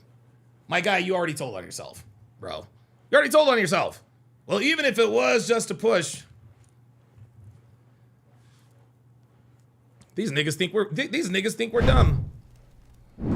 Because he was unwanted. By your own definition and your word of him saying that leave me alone and I'm not going, you assaulted him. Period. But they did beat him, and if you look at the photo that Fox 4 put out, because that was one that they actually edited. I have the emails to prove it. But the actual Collin County one, you can see the whelps and stuff on his eye. You can see the bridge of his the whelps. Nose is swollen. You can see the whelps under his neck. And so that's the reason why they edited the one from Fox and kind of airbrushed it. And you can see they put the locks of his hair that got taken out as well. You seen the Yo. So that's what that's the proof that Willis was talking about. These people are insane. These people are literally insane, man. Oh wow. Kid Taskmaster says pandering to whites for over 2 hours and not even 400 likes.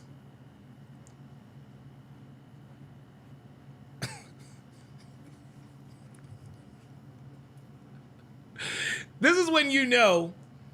This is when no, they didn't beat him first. Nah. Don't come in here and pretend like you believe this nigga. He said whelps. Yo, this is crazy. That is absolute crazy work, dude. Absolute crazy work.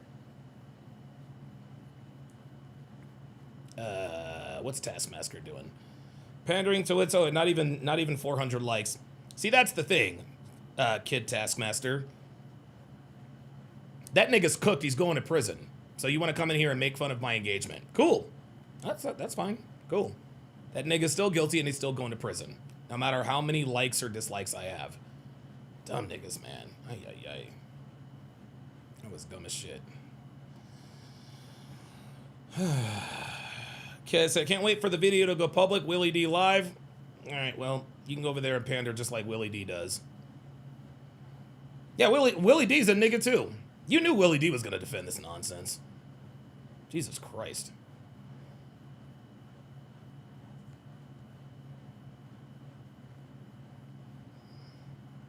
Yeah. Dude, yo.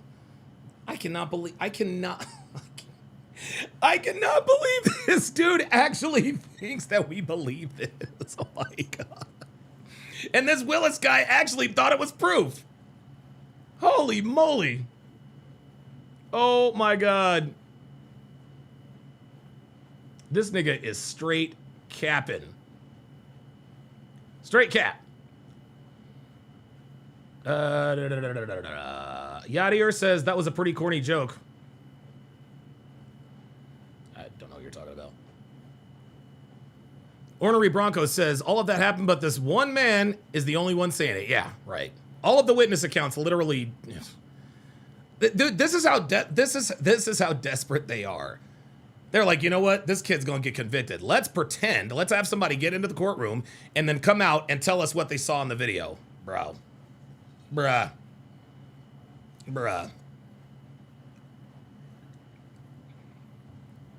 Yeah.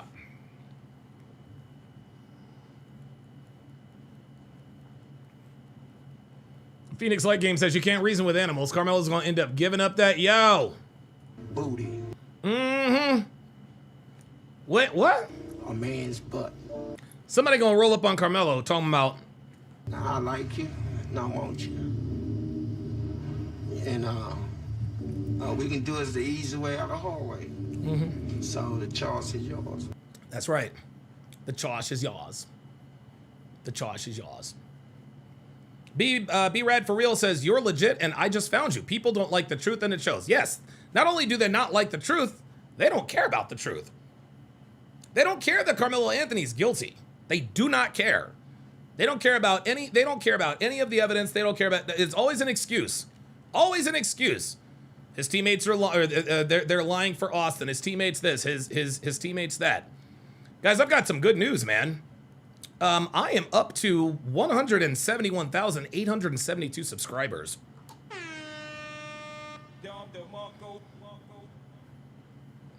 Looks like I might break 172,000 subscribers here in short order. This is what happens. This is what happens. This is what happens when you tell the truth. All right, so I put a poll up.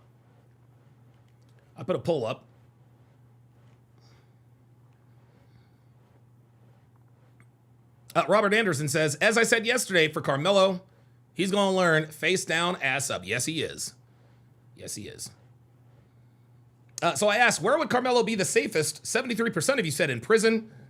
27% of you said acquitted and free. If Karmelo Anthony is acquitted, now look, we got to be reasonable here. We got to be reasonable here. If Karmelo Anthony is acquitted, and I would strongly disagree. I would strongly disagree with the sentence. If I'm the defense, if I'm on his defense, I'm asking for the, I think what the court should do in the instance of a Karmelo Anthony acquittal, I don't know how or if they even could or be legally required or whatever to do this. Okay? I think they should change his identity and give him a house in Omaha, Nebraska somewhere. Right? I think they should do that. If Karmelo Anthony is acquitted, I think, dude, this is America. This is America. Okay? Every American, yes, Vegas is up 1-0, baby. Woo! Every American, as an American citizen, you have the right. You have the right to due process. You have a right to a fair trial. And if you are acquitted by a jury of your peers, I think the state has to do something to try to protect Karmelo Anthony. Because if he's acquitted and you send him out there, somebody's going to try and get at him. Somebody's going to try and get at him. And I will say this. I will absolutely say this, guys. I will absolutely say this. If Karmelo Anthony is acquitted and somebody kills Karmelo Anthony as retaliation for him being acquitted, that person belongs in prison for the rest of their life. Two wrongs don't make a right, guys. An eye for an eye leaves everyone blind. An eye for an eye leaves everyone blind. No, I will not be happy if Karmelo gets acquitted. I will not be happy. That to me would be a gross miscarriage of justice. However, if you are acquitted by a jury of your peers, I think that the state, the government has some responsibility to protect this kid, right? Do you guys agree with that or no? You guys agree with that? What do you guys think of that? I'm just being fair. I'm just being fair here. If he's acquitted, I don't think he's going to be. And I hope that he's not. But if he is, we got to be fair.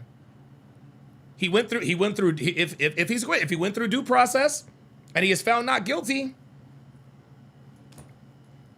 I'm just trying to be fair. Fair is fair, man. Magical Mommy says the YouTube algorithm must be showing you some love. First time viewer here. Good support. Good stuff.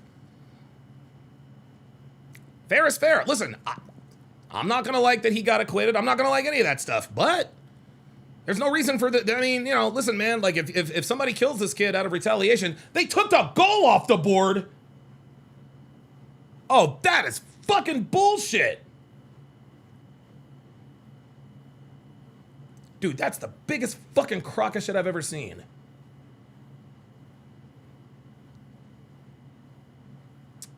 Man. Hockey referees don't often get it wrong, but I'm going to tell you what, these last couple of games, dude, they're really... Anyway.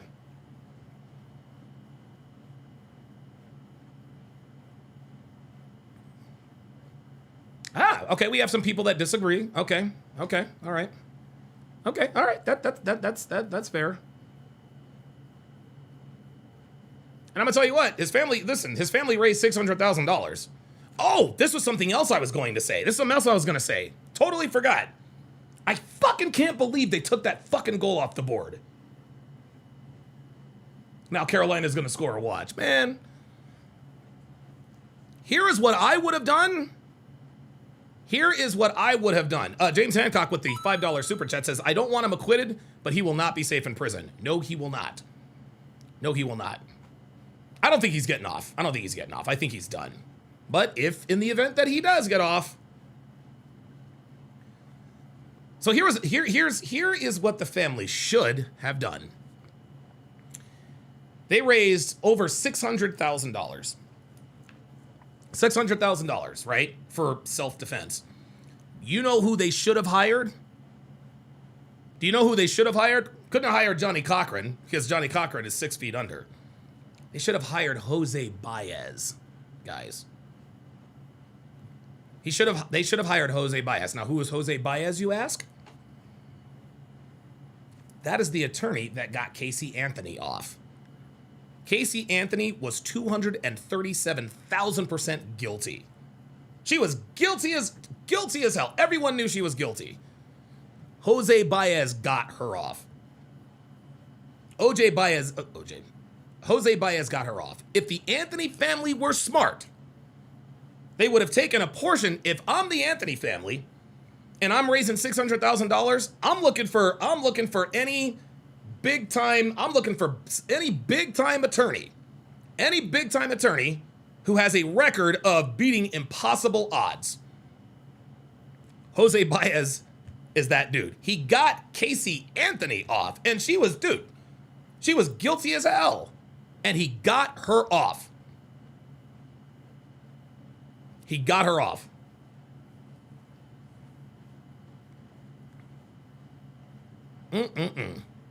Michael Steven says 600 grand went to his mama's wigs and purses and nails. Yeah, you're probably right. Marjorie Smith says Sean Kent is awesome. Oh, I don't know who that is.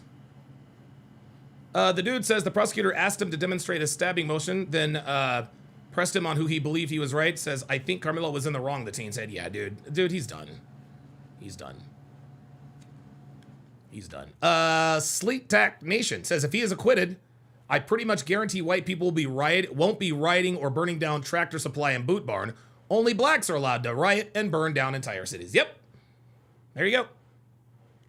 There it is. Martha Dillard says, yeah, that was Florida, though. Yeah, he could find... Yeah! That's what I'm talking about. We got it right back. There you go, Jack Eichel. Now it's 1-0 Vegas. What? Can't believe they fucked us out of that fucking goal, man. It'd be 2-0 right now. Because of some bullshit. Ay, ay, ay. Yes, I watch ice hockey, baseball, and Formula One racing. Yeah, he would have to, I mean, if you pass the bar exam, then you know. FBS says Karmelo and his Anthony would be sued relentlessly if he's acquitted. Oh my God, you got that right. I think people, dude, I'm telling you, these people there are still people that are donating. You know what? I'm going to pull up Carmelo's Give, Send, Go. There are still people donating to this dude. Look, check this out. This is insane. Look at this. This is incredible. Look at this. Look at this. 35 minutes ago, $20. 42 minutes. Look. People are, dude, couple hours, an hour ago, $100. $100. This is what's wrong with the black community, man. This is what's wrong with the black community, guys. They literally, let's just call this what it is. Let's call this what it is. They rewarded this kid for stabbing Austin Metcalf to death. They rewarded this kid. That's what that's what this is meant to. That's what this Give, Send, Go. Nathan says, stop watching sports. We want to hear about Karmelo. And you can go fuck yourself and your mother. You don't tell me how to run my fucking podcast. I'll watch whatever the fuck I want. And if you don't like it, you can fucking bounce. Dumb nigga. I guarantee he's a nigga too. You know, dude, I swear to God. The only hate I get is never from non-black people. It's all niggas. All Negroes. All Negro. Stop watching sports. Yeah, fuck off, nigga. Dumbass.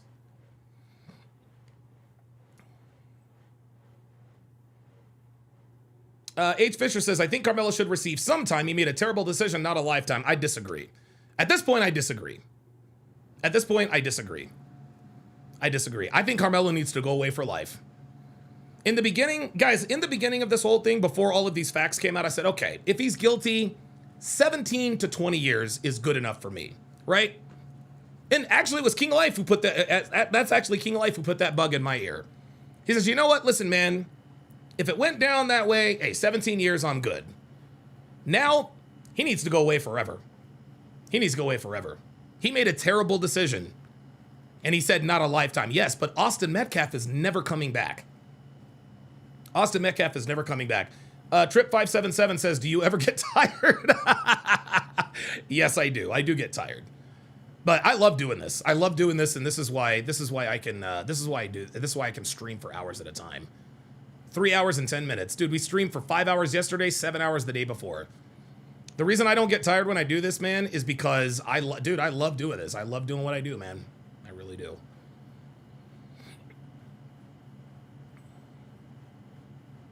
Alden Outdoor says, I think Karmelo needs to be sent under the prison. Yeah, he absolutely, yeah. Keaton Mom says, I wonder who the defense is going to call. That's a good question.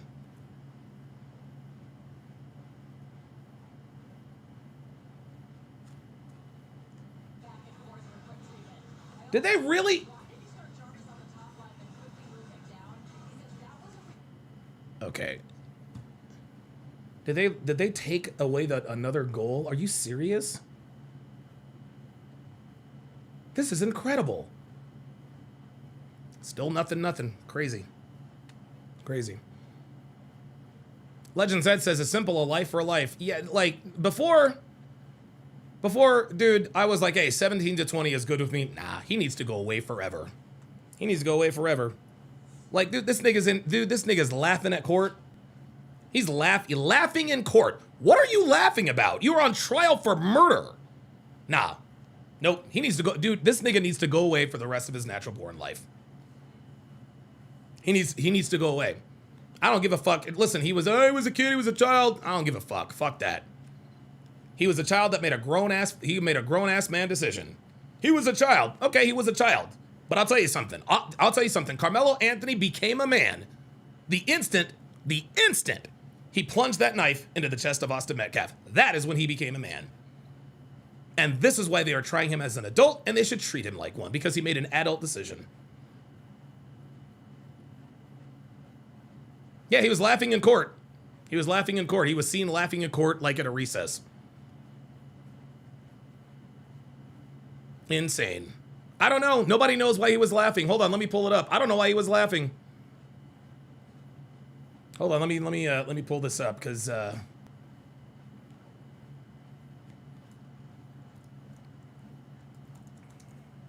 here we go.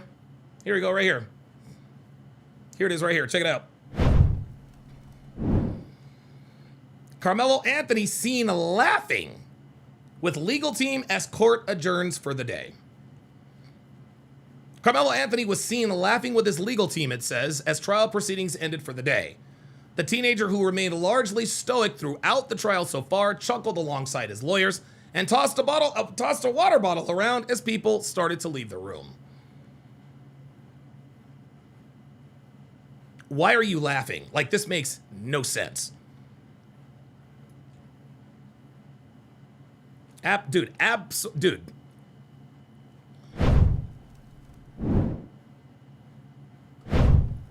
Insane. Seen laughing. Yeah, Ricky Tefe, I hope that pronounced that correctly, said, yeah, laughing all the way to the bank. Yeah.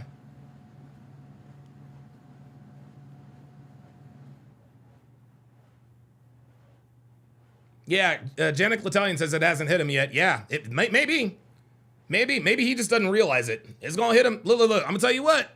Somebody's gonna have to give us some booty. Yes, sir. Yes, sir.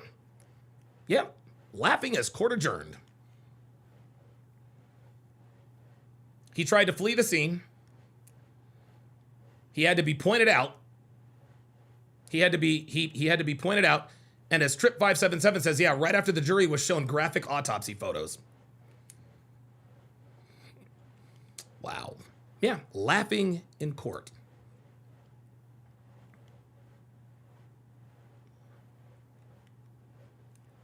Mac says his parents and lawyers are lying to him. Yes, they are. Look, man, like, dude, this is, I don't see how this kid beats these charges, and I hope he does not. I hope he does not. I think the only way he gets acquitted is if the jurors are afraid of the retaliation. Right? Like when the 4 officers were wrongly acquitted for beating the shit out of Rodney King, they absolutely should have been convicted. That's what started the LA riots. That's what started the LA riots. And there are people who don't think that there's going to be riots if there's a conviction. I fully believe there will be. I think there's going to be riots whether he gets convicted or acquitted. I do. Magical Mommy says, sure hope the jury saw him laughing and throw the book at him. Actually, they might actually read about this. You want to know why? Because the jury is not being sequestered. They're not being sequestered. They get to go home every night. But they have strict instructions not to do any research or social media. Of course that's what they're going to do. Of course every juror is going home and seeing everything online. Well, seriously? Boxing Cat says someone posted a picture of him with a toy gun. Yeah, we saw that. That was, whatever. JP says, what happened to him being, quote, so concerned about Austin Metcalf that he asked if he was okay? Yeah, he wasn't concerned about Austin Metcalf. He was concerned about himself. True Green 992 says Donovan and Tommy both went to jail. Yes, I've been to jail multiple times, actually. Been to jail multiple times for a total of about 2.5 weeks. Karmelo Anthony is still guilty. Yes, listen, I don't know about Tommy. I've been to jail a couple times. I'm a 4-time convicted felon, been arrested 30-something times. Okay. Karmelo Anthony is still going to prison. Still going to prison. Jamal Miller says something shady going on. Yeah. Well. James Hancock with a $5 super chat says, if he gets acquitted, the riots would be worse. The rioters would feel emboldened. This is why I'm telling you. It doesn't matter whether he is convicted or acquitted. Niggas gonna riot. The reason why they'll riot if he's convicted is because they'll be upset with the conviction. The reason they will riot because of an acquittal is because if Karmelo Anthony is acquitted, that literally means they can do whatever they want. Wait, you mean this kid can get away? If he can get away with murder, sure. We can rob a few Nike stores, rob some liquor stores, burn down the city. We're good. We're good.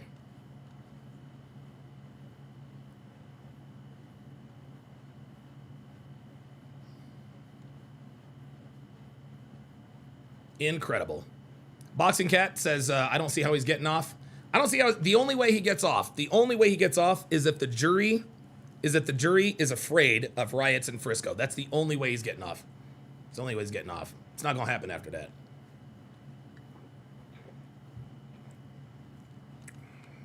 Oh, you guys don't think it's going to happen in Texas? Okay. I don't know. Whatmore says this might just set off another civil war. Look, man, I'm telling you, I said this when it happened. You got the Rick Chow acquittal, and if you get a Karmelo Anthony conviction, oh yeah, they ready. They're ready. Magical Mommy says, I bet the National Guard and Texas Rangers are already planning worst case scenarios. I bet you they are too.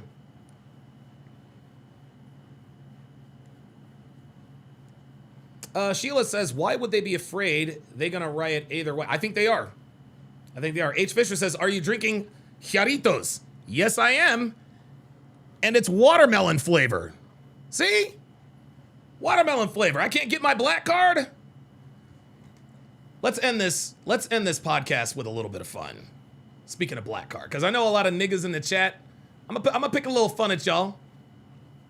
I'm gonna pick a little fun at y'all because, to be honest with you, niggas, like crazy ass niggas, and I'm being dead ass. Like I do like going back. I do like going back and forth with y'all. I really, really do. But I gotta play the story. I've got to play the story about how my black card, about why I do not have my black card. I think a lot of you guys will be quite amused at this particular story. Let's see, black card. I love telling this story. Black card rejected. Here we go.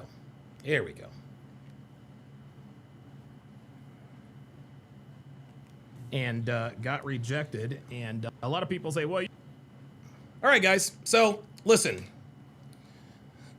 thank you guys very, very, very, very much. Thank you guys very much for all of your support. Thank you guys for tuning in. I don't think I've had 400. I can't remember the last time I had 400 live viewers. Thank you guys for stepping up. Looks like I'm back in the algorithm. Looks like I am going to crack 172,000 subscribers finally. Oh, that's a good, that is a good point. Oh, this is in tech. Oh, yeah. Business owners, oh, yes, that makes sense. Business owners are armed and that's a good point. That's the best argument. That's actually the best argument I think I've heard. I'll buy that. I will buy that. Yeah, they don't play that shit in Texas. No, ain't nobody burning down, no. I think we're going to have some rooftop Koreans, if you know what I mean. Okay, all right, very good. But guys, again, thank you so very much for another wonderful show. You guys know that I don't normally live stream on Saturday. But given that the defense has rested, and just given all of the insurmountable evidence, I was actually, it was funny because I was making bullet points. All right, I'm going to make a video doing this. I got to bullet point number 6. I said, okay, I got to go live. Sheila says, well, I subbed to you for truth. I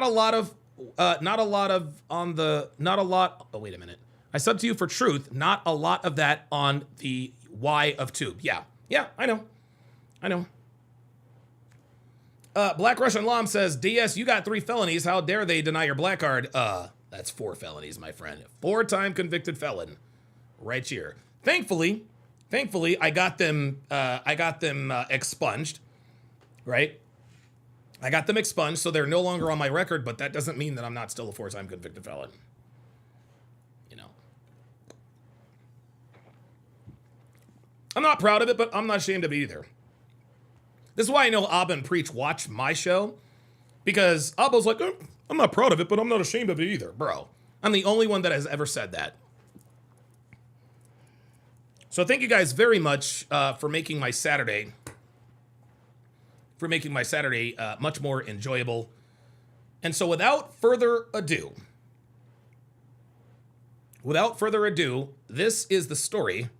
Hang on a second. Hold on. Wait a minute. Hang on a second, y'all.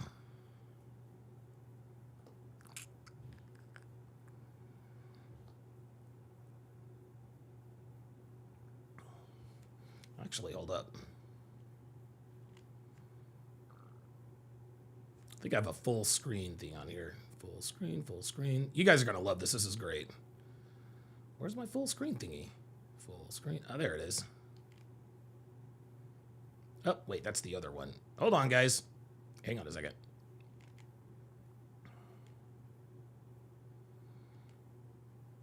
There we go. Oops. There we go. Without further ado, here is the story about how I got my black card rejected. Thanks for watching, guys. We'll see you next time. You lost your black card. Well, no, I've never really had a black card. And so I'm going to tell you the story of my black card application process. So back when I was 16 years old, I became a civilian for the first time in my life. Okay, I'd been raised on military bases since I was born, but when my folks split up for the second time, my mother decided to send for us to North Carolina. Now, North Carolina was unlike anything I'd experienced in my entire life. despite having lived in several different states, I'd never lived in the South, the American South. So that was the first bit of shock that I went through. The second shock I went through was the segregation I experienced.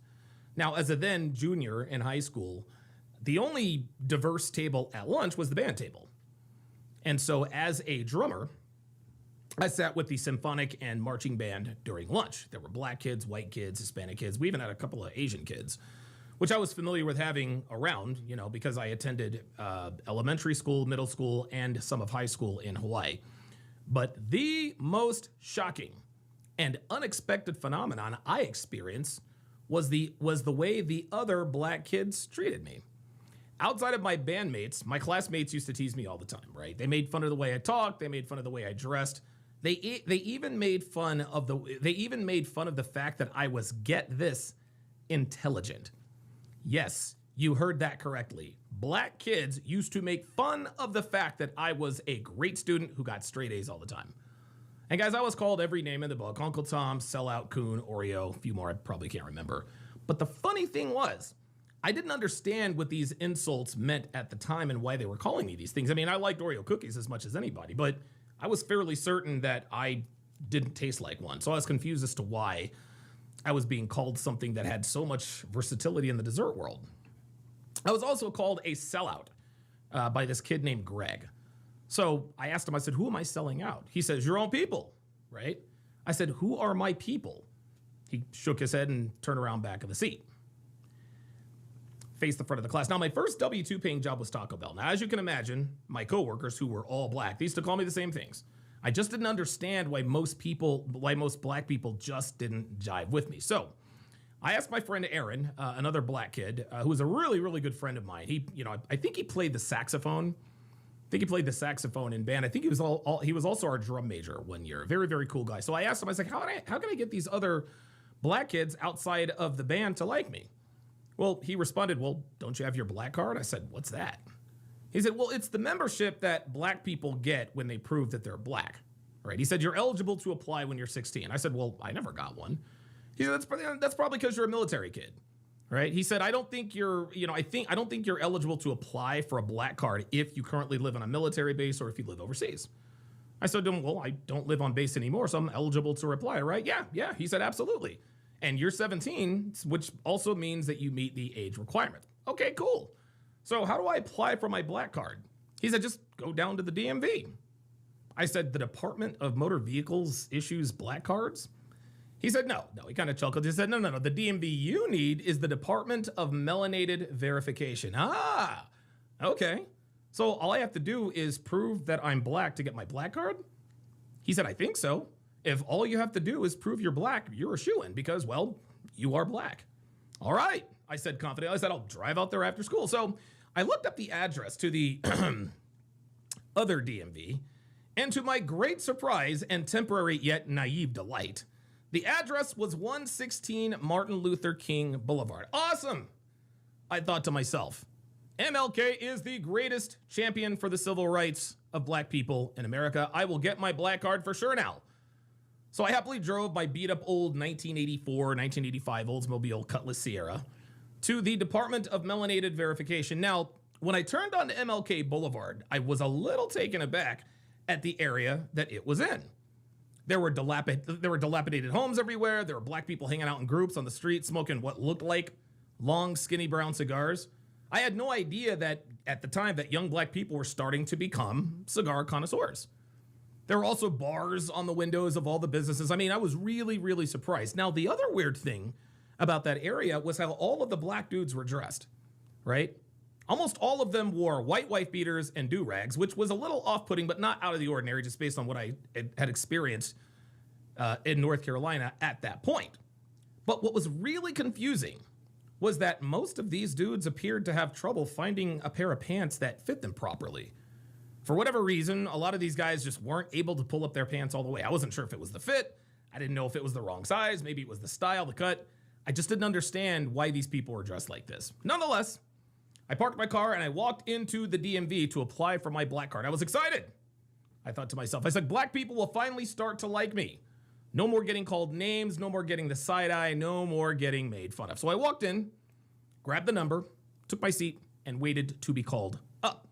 Now, before I sat down, I looked around and saw that most of the people were dressed like the dudes outside.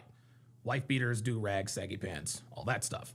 I saw that a few weren't dressed like that, but I began to wonder if there was a possibility that I might not get my black card solely based on the way I was dressed. Nah, I'm good to go, I thought to myself. When they see that I am black, I will get my card for sure. Now, after looking for an open seat for a few minutes, I found one between two dudes who are dressed exactly like the dudes outside. So I found the seat and sat down. Right. I leaned over to the guy on my left. I said, any idea why there are so many people here today? Right? That's what he said to me, and I was baffled.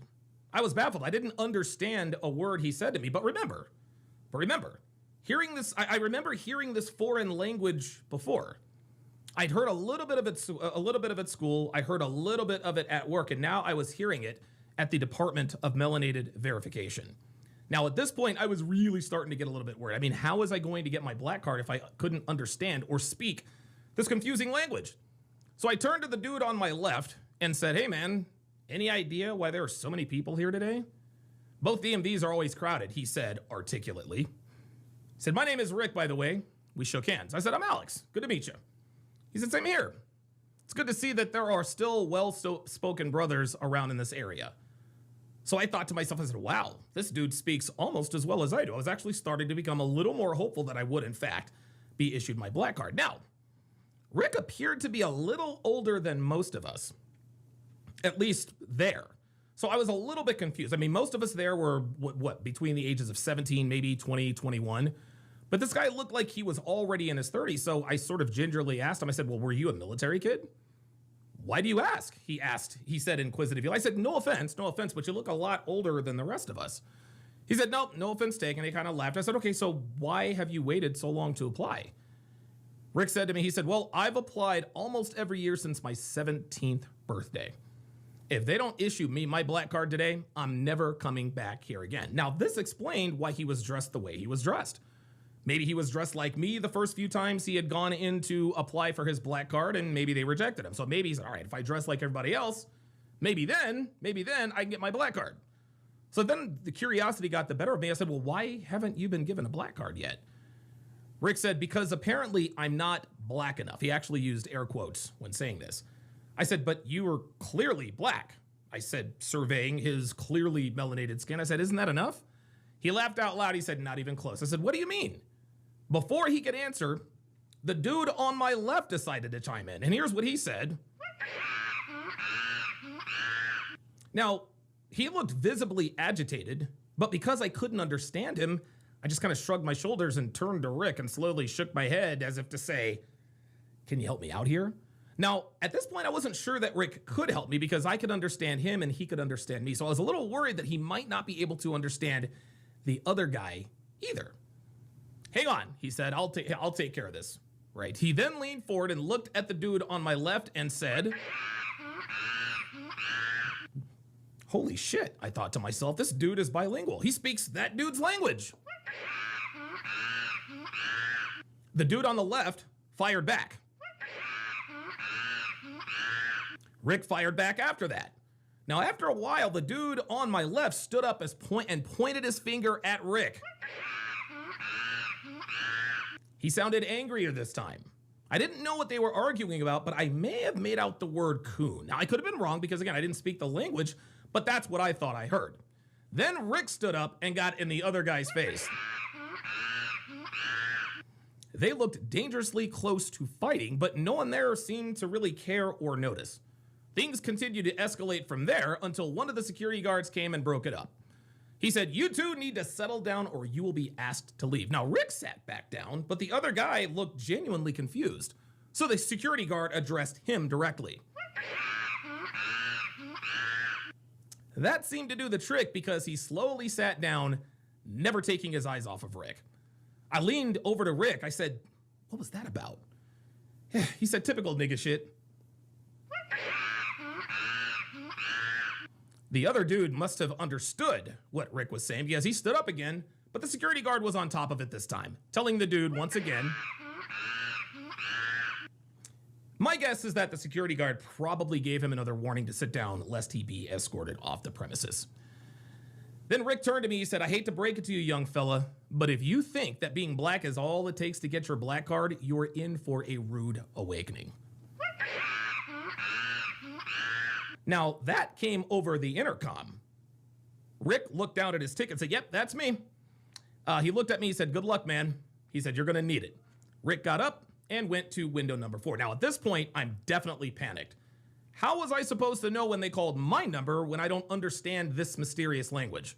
So what I did is I kept an eye on Rick at window 4, who appeared to be in an argument with the DMV worker. It obviously wasn't going well. Then I heard another sound over the intercom. I kind of looked around frantically trying to see if anyone else was standing up, but nobody was moving. And after a few minutes, people started looking around like, who is anybody gonna stand up? Same thing. So now I looked at my ticket to try to see if there was some sort of, is there some sort of translation to this? But just as I was thinking of asking Rick what they said over the intercom, the security guard yelled out, number 27, go to window number 9. Number 27, go to window number 9. I said, that's me, that's me. The security guard kindly gestured me over to window 9. Now I saw him smiling at me and shaking his head rather, which kind of confused me a little bit, but I quickly put that out of my mind when I arrived at window 9. So I said hi to the DMV worker.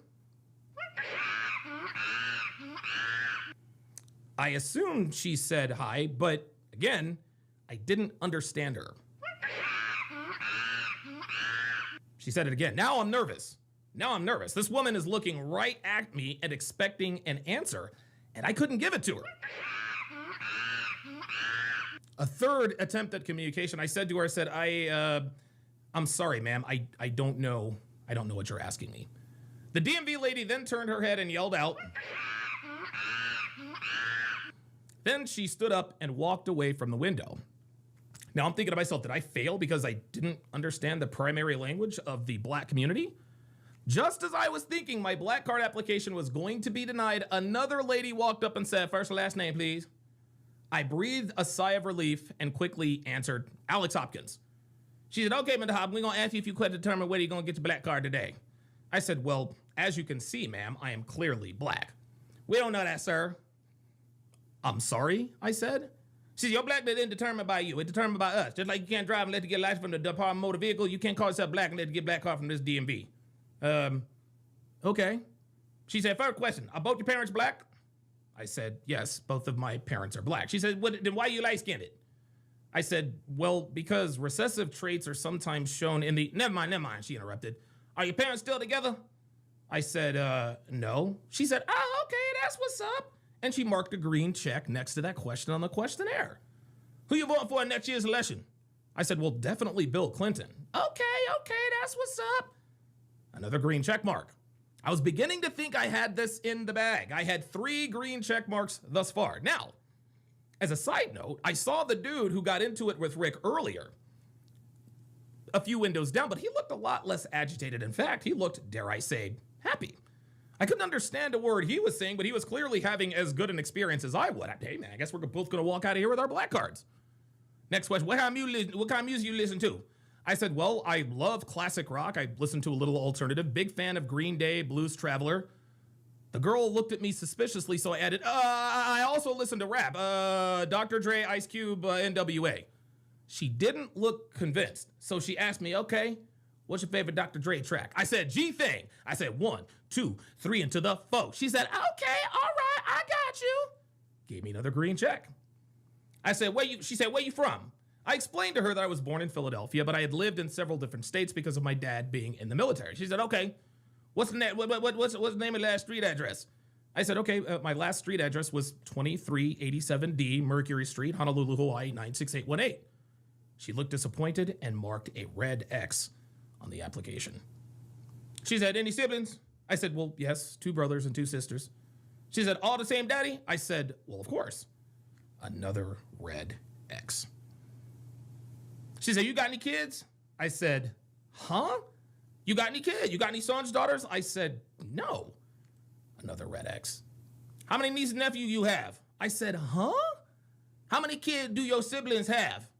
I said, well, my sisters are 16 and 15, and my brothers are 15 and 12. What are you talking about? She raised her eyebrow as if to expect an answer. I said, none. I don't have any nieces or nephews. Another red X. She said, you got a girlfriend? I said, uh-huh. What's her name? I said, Jill. What's her race? I said, white. Another red X. What's your current GPA? 4.15. Another red X. You plan to go to college? Yes.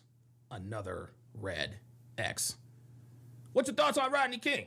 I said, well, the cops were clearly wrong for beating the crap out of him, and I think the cops should have gone to jail for what they did. Ding! She gave me a green check mark.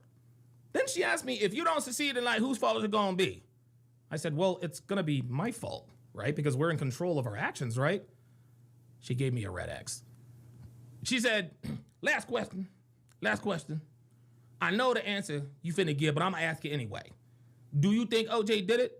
I said, well, yeah, they found his blood in the Bronco. He had motive, opportunity, and he had a history of beating up Nicole. She took a large stamp and pressed it on my folder. Bang! It was rejected. I said, why am I not being issued a black card? She said, is you for real? I said, yeah.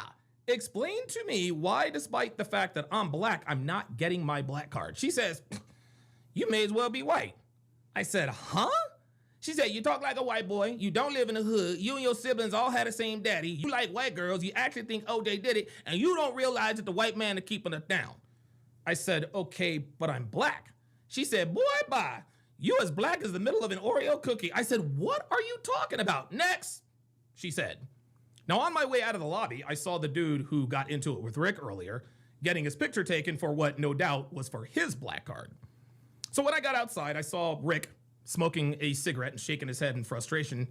He said to me, didn't go well, did it? I said, no, it didn't. He said, I tried to warn you.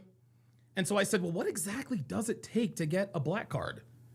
Rick put out his cigarette and said, in order to be issued a black card, you have to side with blacks in any and all situations, regardless of whether they're right or wrong. You must endorse that your hardships and struggle is because of white people and not of your own fault. You have to be against black men dating white girls while simultaneously be okay with black women dating white men. You have to submit to the great and powerful black woman, and you can't care about education outside of us just talking about how important it is. I said, wow. He said, oh, I'm not done. You also have to. I said, no. That's enough. I don't think I will ever have my black card, I said to Rick. And to be quite honest with you, I don't want it. Gentlemen, the so-called black card, that is exactly what is destroying the so-called black community. And you know, the interesting thing about the so-called communita is that it is a glimpse into the future of what our country will look like if feminism continues to permeate the fabric of this country. Look at the obesity rate in the black community. The average black woman weighs 187 pounds. That's a direct result of the body positivity movement that feminism started. Look at the rate of bastard children. Better than 3 out of every 4 black babies are born out of wedlock. Feminism started the whole free love movement, but unfortunately, the so-called black community must have completely missed out on the whole birth control movement. The black community also leads the league in unchecked hypergamy, as 3 out of 4 black women will never be married. Incidentally enough, most black women are single mothers. Yeah, I said it. Most black women are single mothers. Offended? Okay, cool. Think of all the black women you know. Think of all the black women you know in your life. How many of them are single mothers? Yeah, thought so. You can thank feminism for that too. Listen, man, the list goes on and on. But these reasons, among others, is why the world doesn't take American black people seriously. Black people have all the rights, if not more, than any other race of person in this country. Black Americans have HBCUs. They have black-owned businesses, streets named after black people, private black clubs, Juneteenth, affirmative action, DEI, welfare, which is literally reparations, but they still scream racism. Yeah, no thanks. You niggas can keep your black card. Yeah? Well, thank fucking God I'm not associated with you monkeys.